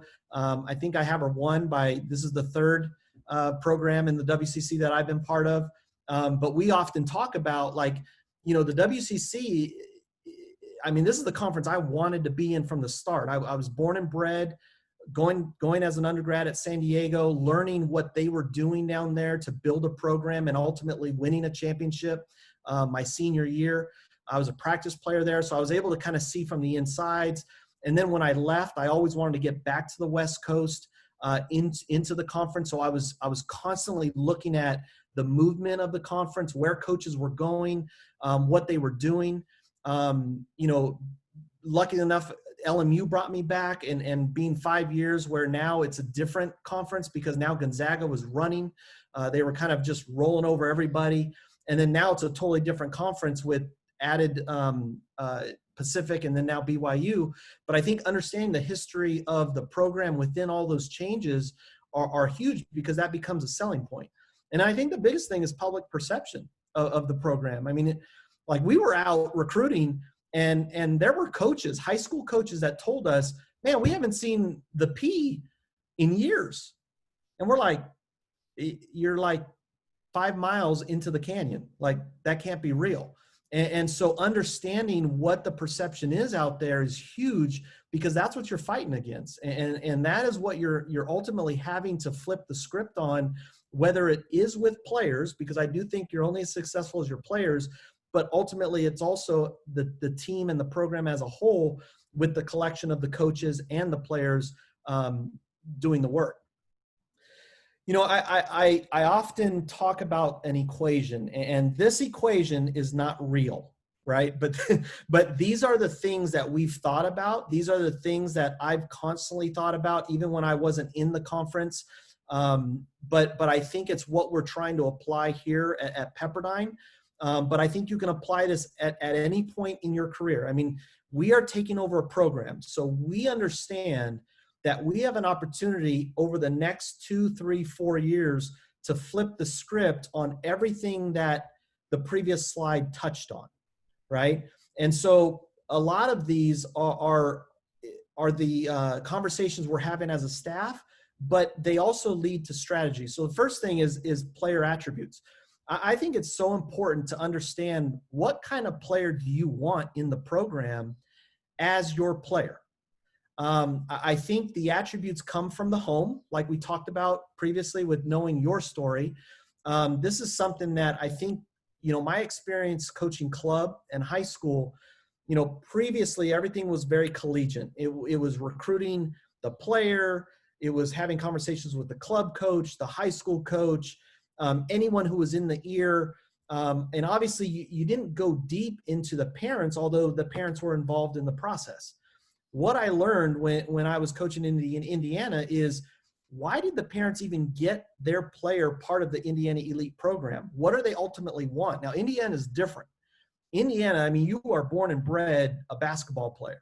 And so it's very important that as a parent, surrounding your daughter with the right coaches who will develop the daughter, the right coaches who will advocate for the daughter, and the right program to then get the daughter to the next level was vital. And so what I learned really was that, it's good to get to know the player and their personality and whatnot, but the parents are such a key integral part of the recruiting process that I think, and I'm going to put our professional on blast, we don't touch enough.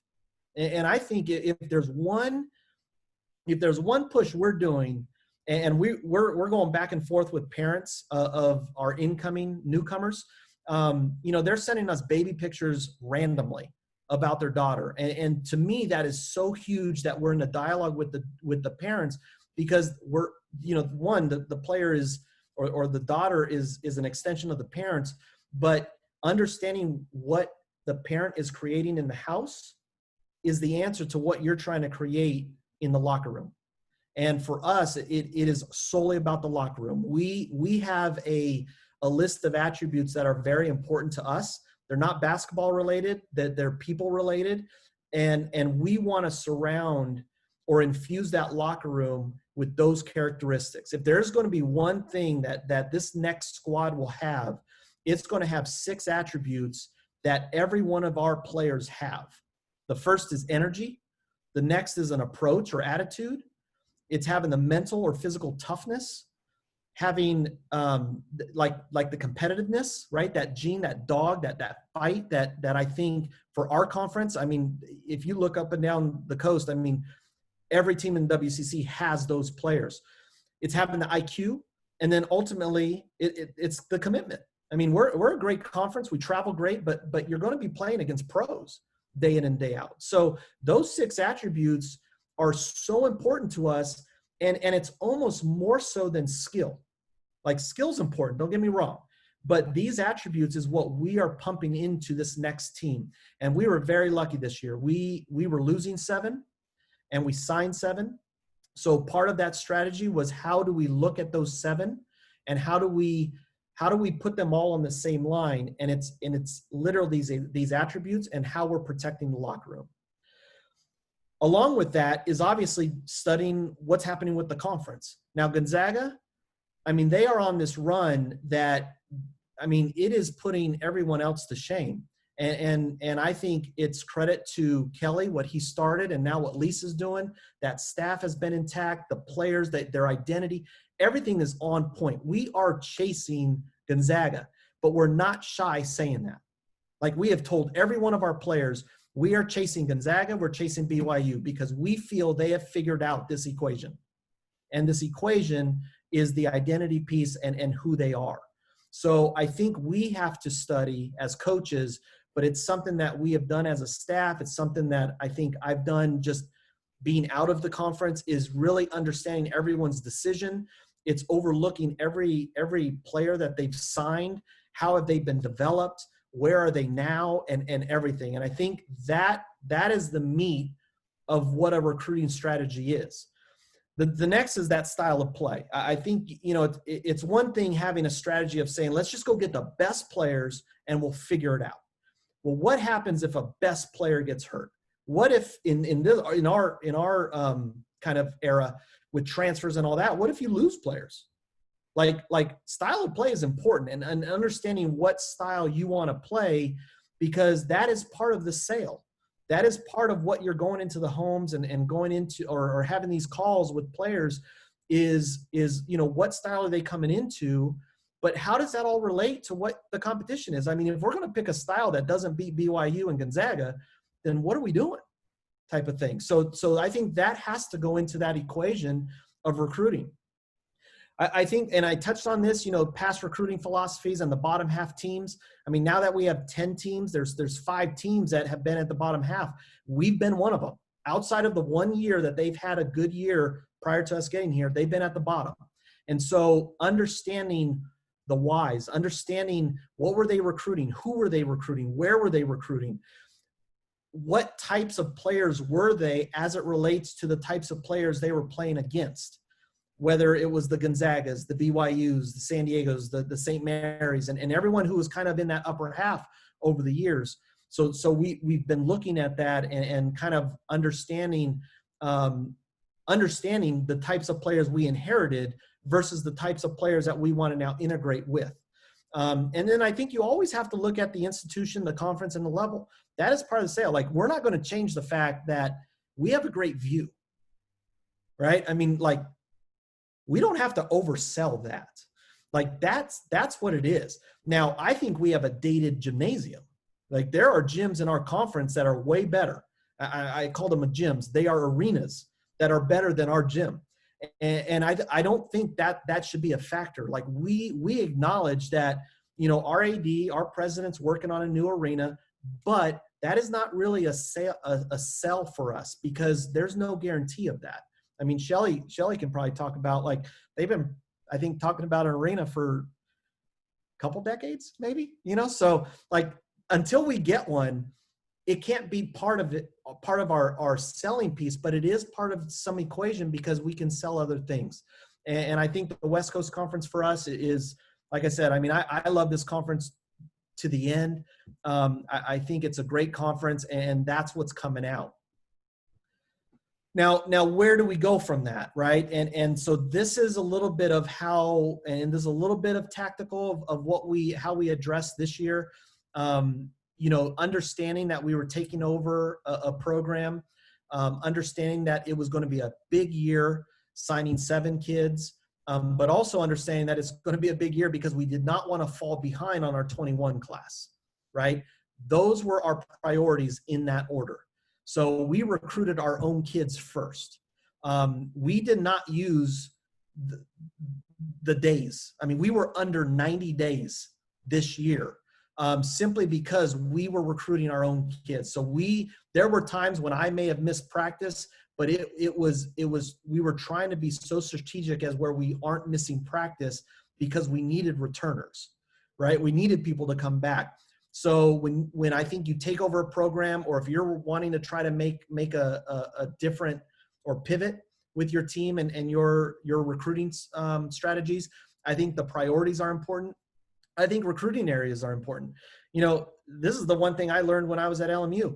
Like, most of the time, and I would say the 98% of the time, LMU will beat Pepperdine with the LA kid, simply because of traffic and because of just knowledge that mom, dad, family, whoever can get to that campus right away. Now, us acknowledging that is fine. Now, we may not be able to tap into LA right away, but we are going to be known in LA. That is a priority of ours. But in terms of areas, for us, it's going to be Arizona. It's going to be the Northwest. It's going to be Texas, Colorado, because you can sell it, right? And that's going to be easy for us to attract those types of players, especially if their trajectory and their line is moving towards WCC level and really the P5. Eventually we will get to the P5, but I think that's what we are trying to get into. And then I think just like what we kind of learned when I was at Kentucky is you recruit out of state, and then you win, and then you get every in-state kid. And that's our kind of viewpoint as it relates to LA, because LA, technically we don't have to leave LA for talent. There's enough talent here. But I think just because of our public perception, it may not be that hot spot right away. I think the next thing is moving through the recruiting cycle. I think that, and I'm going to kind of beat up on our profession a little bit, we forget about this cycle. I think we all do a really good job evaluating players. Obviously, we get into the cultivation. That's the recruitment side, which we did. One of the strategies that we had was, we weren't going to sign 7 freshmen. That will not win in the WCC. So this class was broken up into 2 different strategies. One, it was true freshmen, and then 2, it was transfers. So the true freshmen, what kind of wins in our conference is the development piece. Players developing over time. What you'll see in our conference, not a lot of players leave the WCC, but a lot of players want to come to the WCC. So, I think there's some strategies out there with teams that are like, moving towards that bucket of transfers versus the bucket of developing players. So we were balancing the 2 this year. We kind of knew that, we needed to get at least 2, if not 3, before that first signing period. To kind of stop the hemorrhaging of the public perception. We were able to get 3 in that early period. We finished off that true freshman later by the late period. And then we also knew, that was our focus because we knew the transfers was going to be late, as they always are. So we were kind of putting them aside to the back burner a little bit. And then once we got that 4th true freshman commitment, we really pushed towards the transfers. We got two from the 4-year, 1 from the 2-year, and that's our class. And over time, it was cultivating them, understanding the families, where they come from. Obviously, we got the offer, and I think the stewardship piece is where I challenge coaches, because part of us looking at the transfer portal was doing research. I talked to more kids we would have been interested in, simply to ask, what weren't you getting at that school that you're searching for. And it's eerie because we all call ourselves coaches and we all want to get better as coaches. Well, as coaches, we're not doing our jobs. And I'm putting us all in the same box because of how many transfers there were. I'm a guy that blames the adults, not the kid.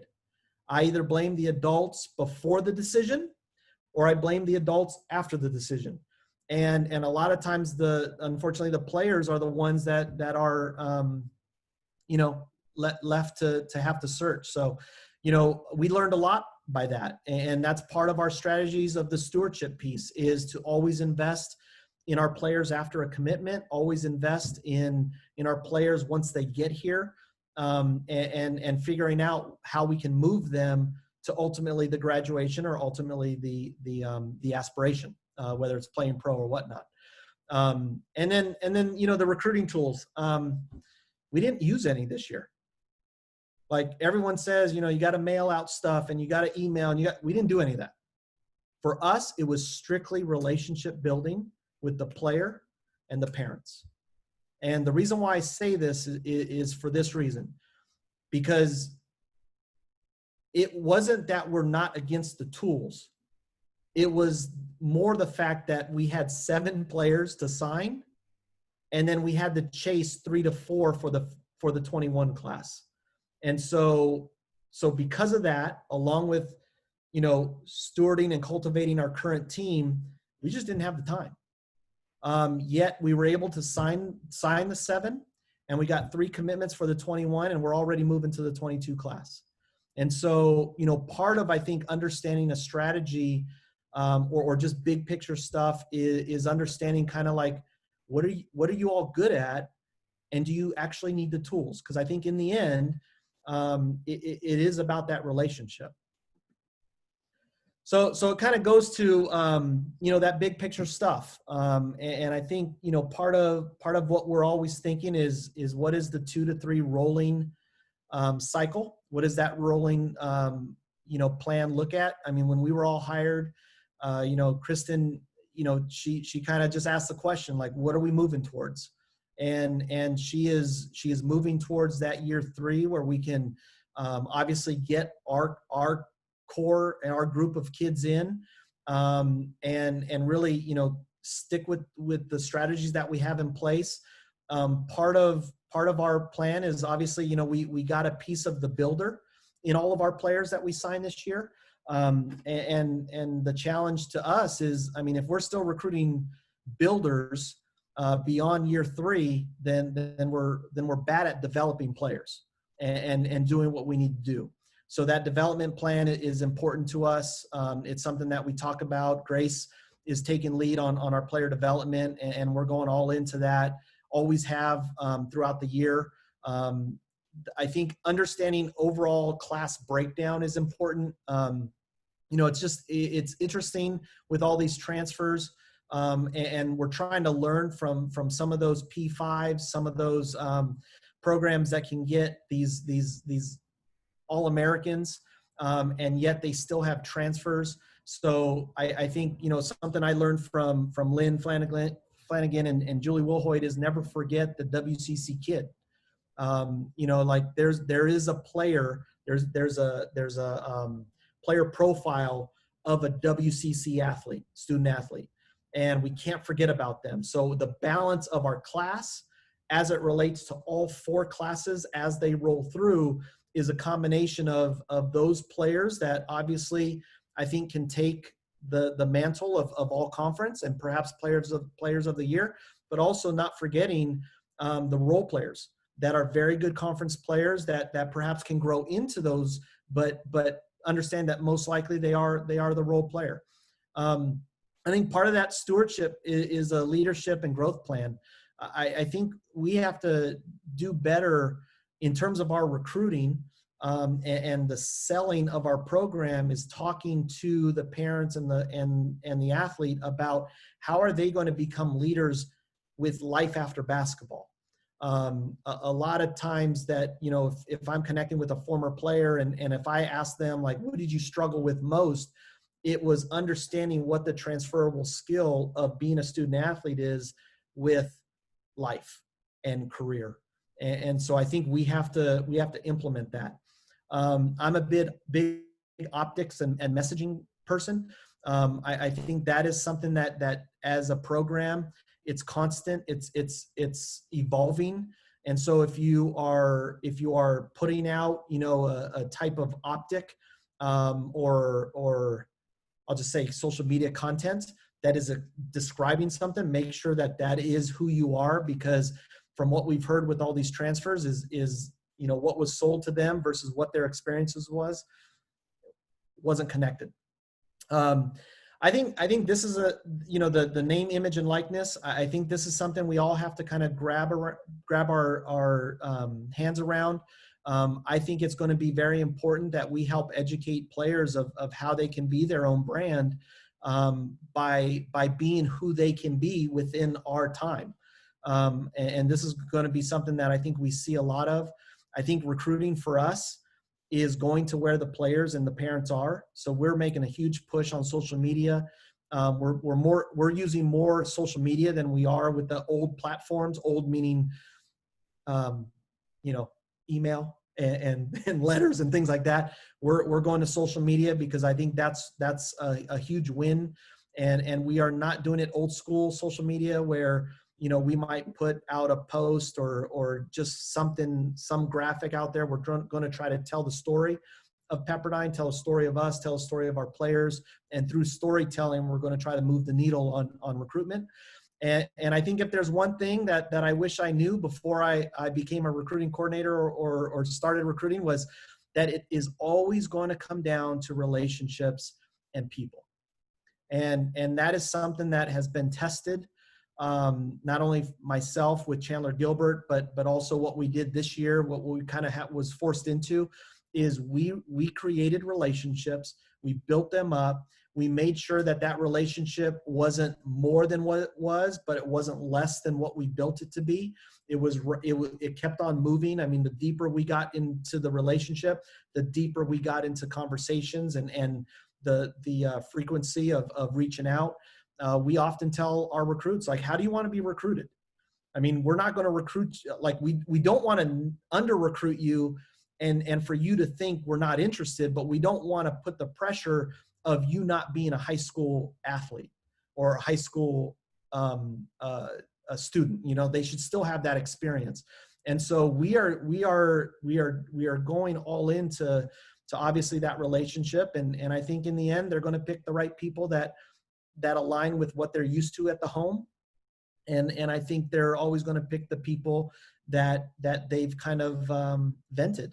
And it's unfortunate that we have a lot of transfers at this time, but I think part of what's, for me personally, but I think our staff is all in, both Grace, Anthony, and it's taken lead from Kristen, is that we are going to invest in our athletes in a way that is true, that is real.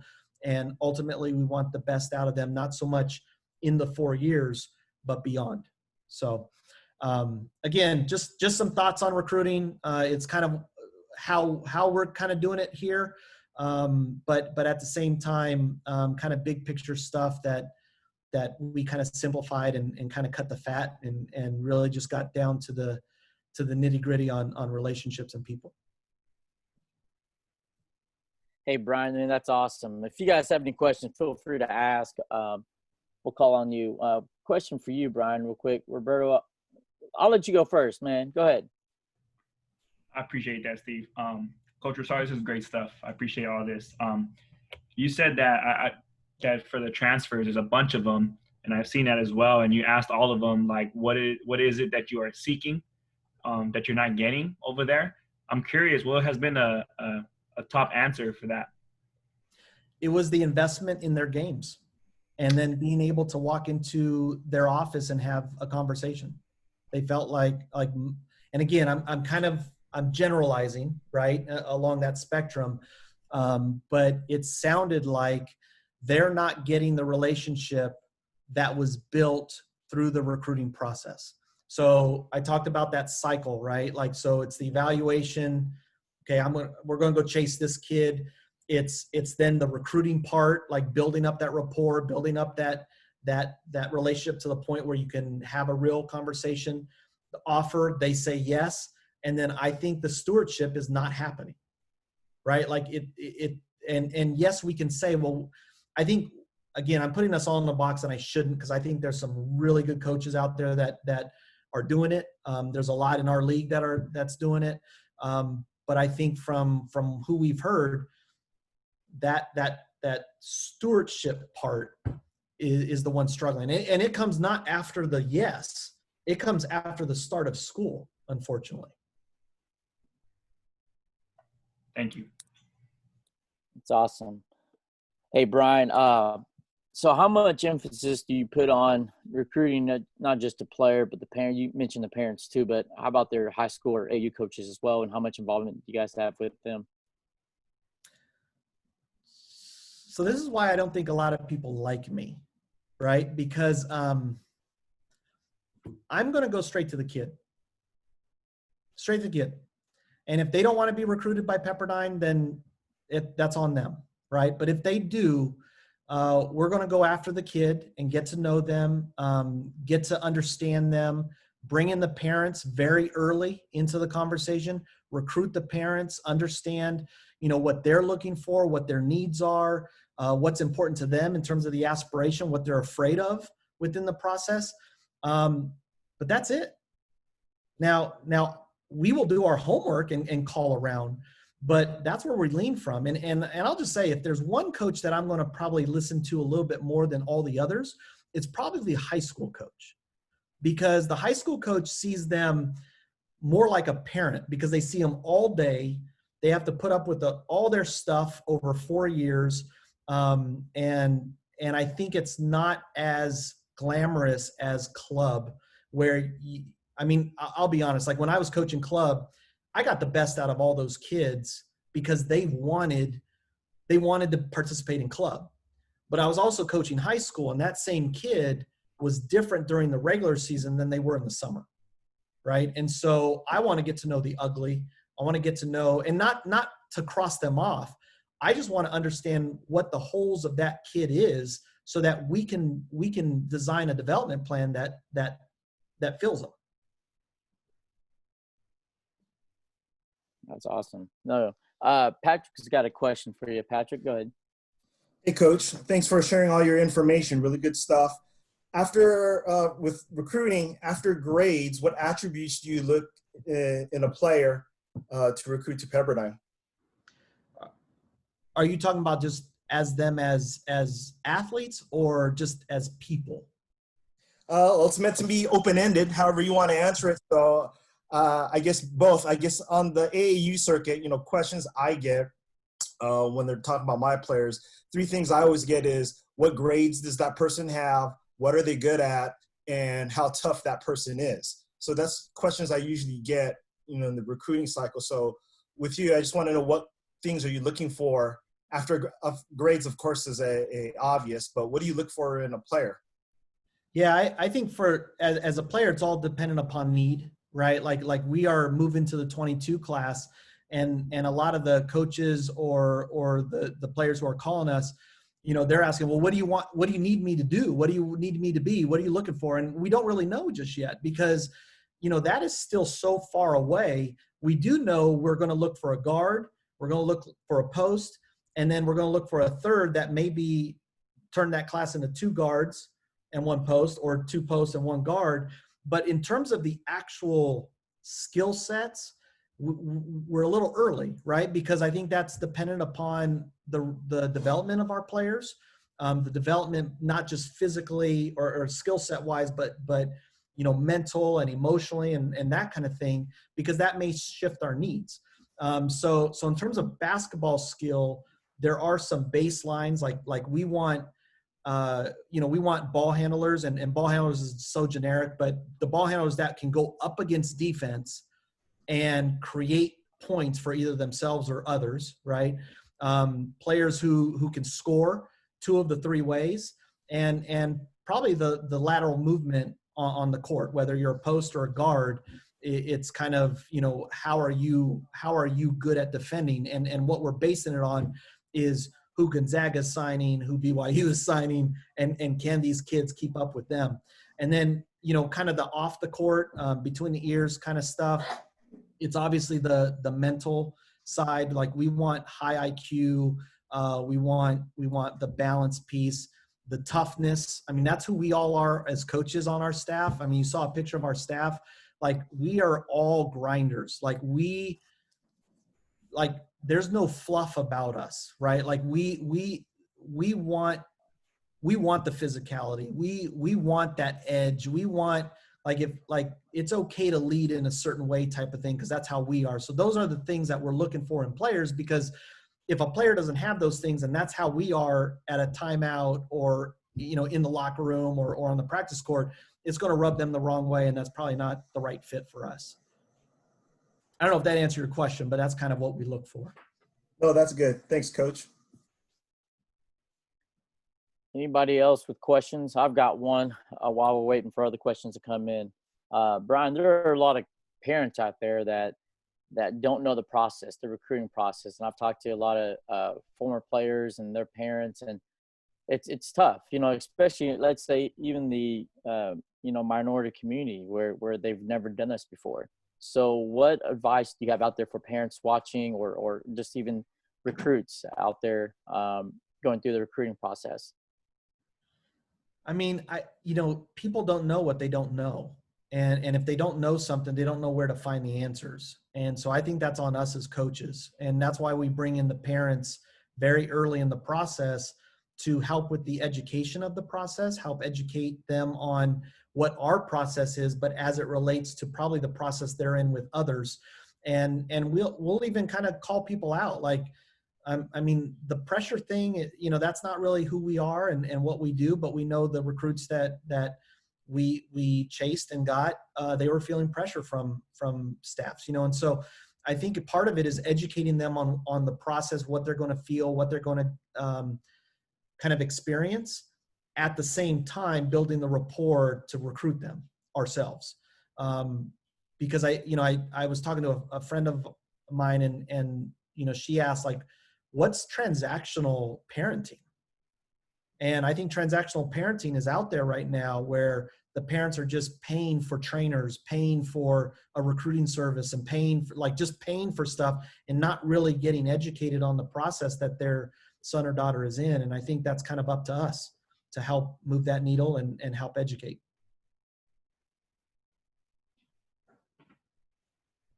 No, that's awesome. Thank you. And I guess the same can be said for, I mean, if you're recruiting international players, I mean, they're people. Players are people. But is there a different type of recruiting style or method you use for any international kids? Not really. I mean, we have our own process. Like our recruiting is never done in a conversation. It's dripped out over time. And, you know, we have specific drips that we do with them, whether it's, you know, like COVID, right? We had to do some virtual campus tours, you know, things like that. So we don't shove things into one, we kind of drip it out. And so depending on, you know, what country and where they are in their recruiting, it may collapse some of the gaps between those drips. But we have our own process that we're sticking with. So I don't think things change outside of maybe the time between what we do. Gotcha. Jason's got a question for you, Brian. Go ahead, Jason. Hey, Brian. How's it going, Coach? I had a question about mental health as we talk about parents' different concerns. The NBA has responded by instituting 2 mental health practitioners per team, and they also partnered with the app Headspace. How are you thinking about mental health and supporting players at this time? Well, I think Pepperdine's really taken a lead because we have a sports psychologist on staff that, you know, our players and coaches can utilize for this. I think, you know, we have to acknowledge that, you know, life is a little tougher now, you know, like what we were able to kind of do and push through that I think it's just different. And so I think Pepperdine made a decision that we are going, like part of the resources that we are going to surround our athletes is around the mental wellness and health of our student athletes and coaches. Now, we may not have an arena, right? But we have this as a resource that I think we were able to really utilize. And he met with our team this week, part of a ongoing conversation that allows them to feel more trust for that relationship. And hopefully that trust can lead to a more open dialogue that they can have with our sports psychologists.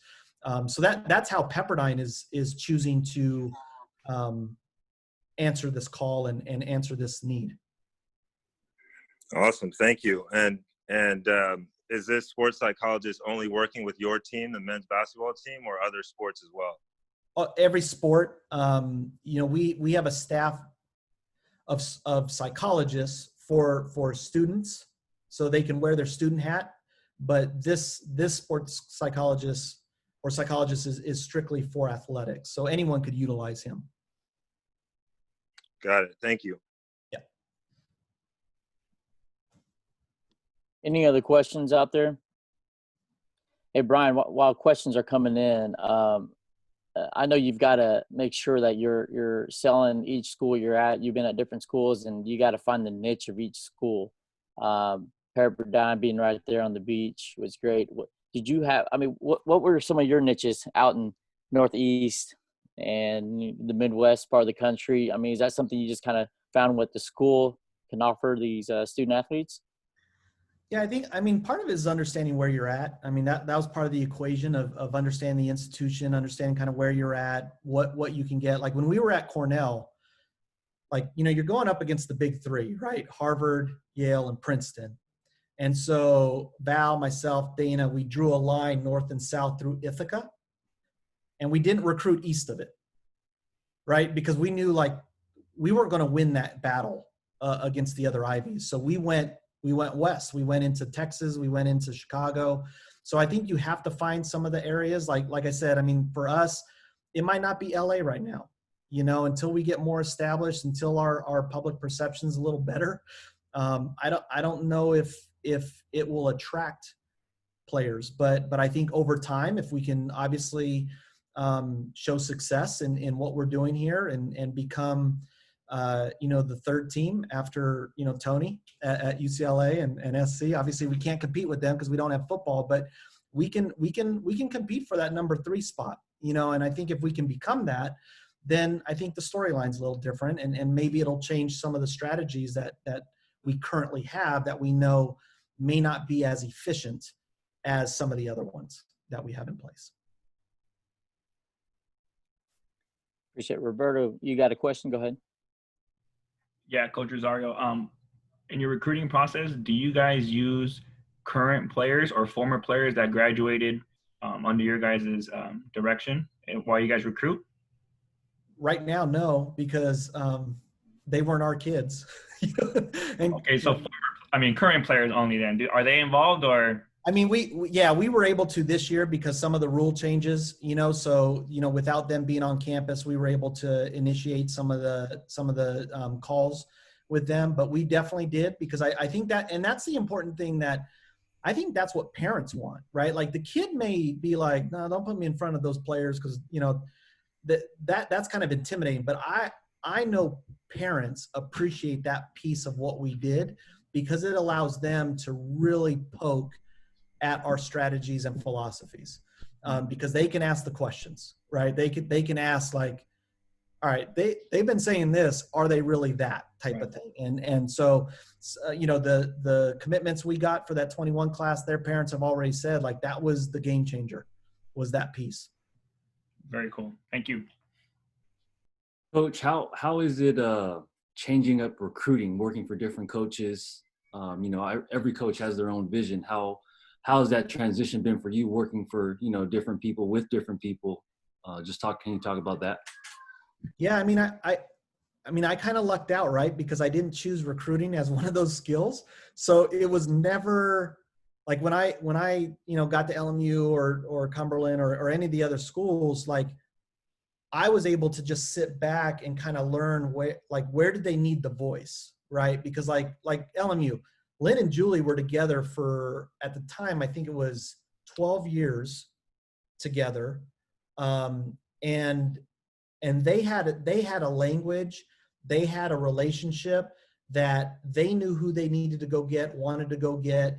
And it was probably my 4th year that they started asking me for my opinion of the types of players that I wanted to coach. Like I was part of the post players. So like, what post do you want to bring in type of thing.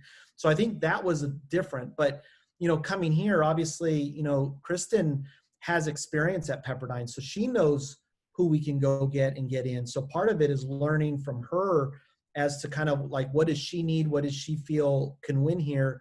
And I think it's slapping that with the experience that we both have within the league and understanding our league of how we can offset not offset, but how we can fill the gaps to catch up to these other teams that have been a little bit more established with their recruiting. So it hasn't been that hard. And Kristen, I think, trusts me in a way that I think we're both learning from each other. Where it's like, I don't know if we've had like many arguments on like players and things like that. It's more about this long-term working for a year, towards year 3 and where we want to be at that point.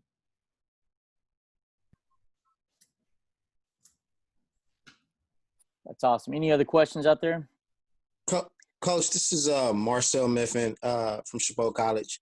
I just had like a question about like your transition from a recruiter to when games happen. Like, how does that transition how does it transition to the court and practice? Yeah, I think part of that is part of, before you go get the kid, you got to know what you're looking for and what your need is. And then I think part of the recruiting process is understanding or communicating to that player that this is where you're going to fill. So then they, obviously now they're one of our players, they're within our system. And now it's coaching that player from the verbiage to now the actual nuts and bolts of their aspirations. So for us, it's through that player development. For us, it's through the kind of what we do with our meetings and whatnot, and establishing a kind of an identity within the team. So, the guards having their own identity and posts having their identity as it relates to the identity of the team. But I think it's very natural. So when your kids come in and you've recruited them and they said yes to you and you said yes to them, that I think that's the true, I mean, I don't even have a word to put it, and hopefully some of you can fill in the words, but like, that's what's so special about what we're getting to do is when you're able to recruit that player for a specific reason, and now they're fulfilling it. And I think that is what you work towards, and it should be very easy. I mean, we have yet to really do it here because we're not on the court yet, but at Chandler, at LMU, at anywhere else, it was fun getting your kids in, and those kids actually help with the program, right? Like at Cornell, having that freshman group come in, saying yes to you, and then now they are all conference players winning a championship. Like that's cool. That's the fun part. I think if that's not happening, your eye on evaluation might have to adjust. That's awesome. Any other questions? Good question there. Hey, Brian, I know we're getting all these questions come in. I want to be respectful of your time. Everyone else is. If you're okay with it, we'll ask more questions. This is kind of, I don't want to kind of throw us off subject or pivot, but when you're out there recruiting players, you bring them in. Not all 15 players probably want to go to the WNBA. You've got some players that, want to play still and get a degree and all that. How is coaching them and the I wouldn't say the agreement, but the conversation is with each player? Well, so this is like really philosophical. right? Like part of us getting to know kids is a question of like, how far do you want to take basketball? And if players are saying like, I just want to play in college, that might not be the right kid for us. Now, I think it's very natural for an athlete to come in and say, you know what, I just, they said they wanted to play pro and they have that pro work ethic and all that, but they might get to the point where it's like, you know what, I kind of want to get into the work that I want to do. I think that would be okay. So I think part of that recruiting of a player goes back to understanding what kind of environment and what kind of experience you want them to have. And this is a shameless plug and I apologize, right? Like we have From the Bench, right? And we're dropping it Friday. And we talked to Reina Ale, who played at USF from Southern California. And here's what she said. She was like annoyed because, she got to USF. It was her 1D1 offer. She took it, right? And she was cousin with a player of ours. So we knew of her and whatnot. She got there and I told her this. I said, your development improved, but your morale went down because she didn't have players alongside that had that dog in her, the dog that she was, the dog that she was like almost built and trained to become. And it was so frustrating for her. And so if you're recruiting both, those meat eaters and then the ones who don't want that, I mean, there's going to be a clash at some point. And so I think it's part of that initial that you have to get in line, again, protecting the locker room, defining those attributes that are important. And it's not so much the end. It's not what's going to happen at the end that is the determining factor. It's these attributes of them as people. That's the connection. That's the DNA. So if we're recruiting those dogs, those like work ethic, the builders, if we have all of those guys, they're going to get along in the locker room. But once we start simulating the non-builder, there's going to be a clash because people look at it differently. And I think players do too. That's like playing at the YMCA and you've got some people that don't know how to play the game. You're like, I don't want to play with you. I'm trying to set you a screen. You're over here running around like Pee Wee soccer. Right. Oh, that's awesome. Anybody else? Questions? Brian, this is great, man. Loving it.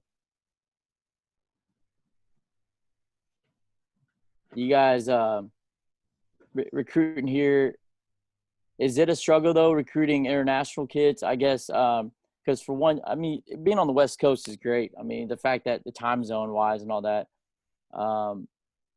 I think about, and then recruiting international, kids you got to be up to 3 a.m. recruiting kids, but anything like that kind of hurts or helps you guys in regards to recruiting, because I know that's an ongoing process, recruiting in general, and that's something that's a lifeline, and you've got to have that in you as a coach. I don't care if that's, you said you never saw yourself as a recruiter, but I guess when did you see yourself as one, and how did you use that to your advantage in regards to the process of your coaching journey?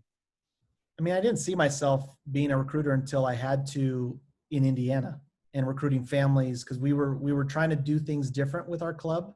And we were trying to go back to the development and X's and O's.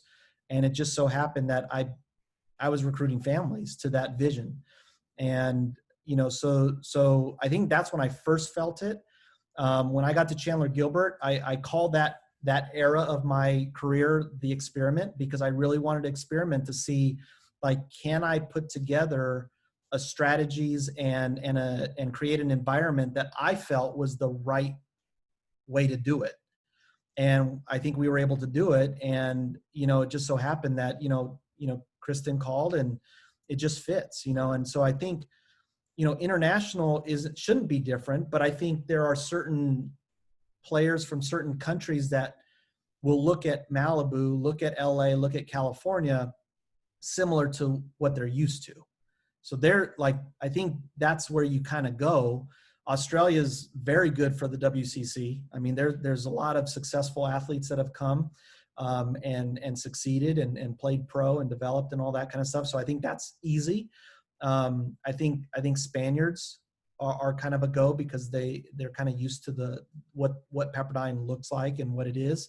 But I think there's other countries that, it may be a dogfight to get those players. So, I think it's just kind of understanding who you are, what you want. And then, none of us want to overwork because we got players that we have to invest in, but we have to work very smart and efficient to continue that trajectory. Everyone, most people don't want to be in the bottom half of their conference. And so you got to pivot a little bit. And so some of that is certain athletes from certain places. I love how you said you recruit the parents too. And it's kind of like marriage. When you marry someone, you marry them and their family and their friends and all that. So I love it. I enjoy it.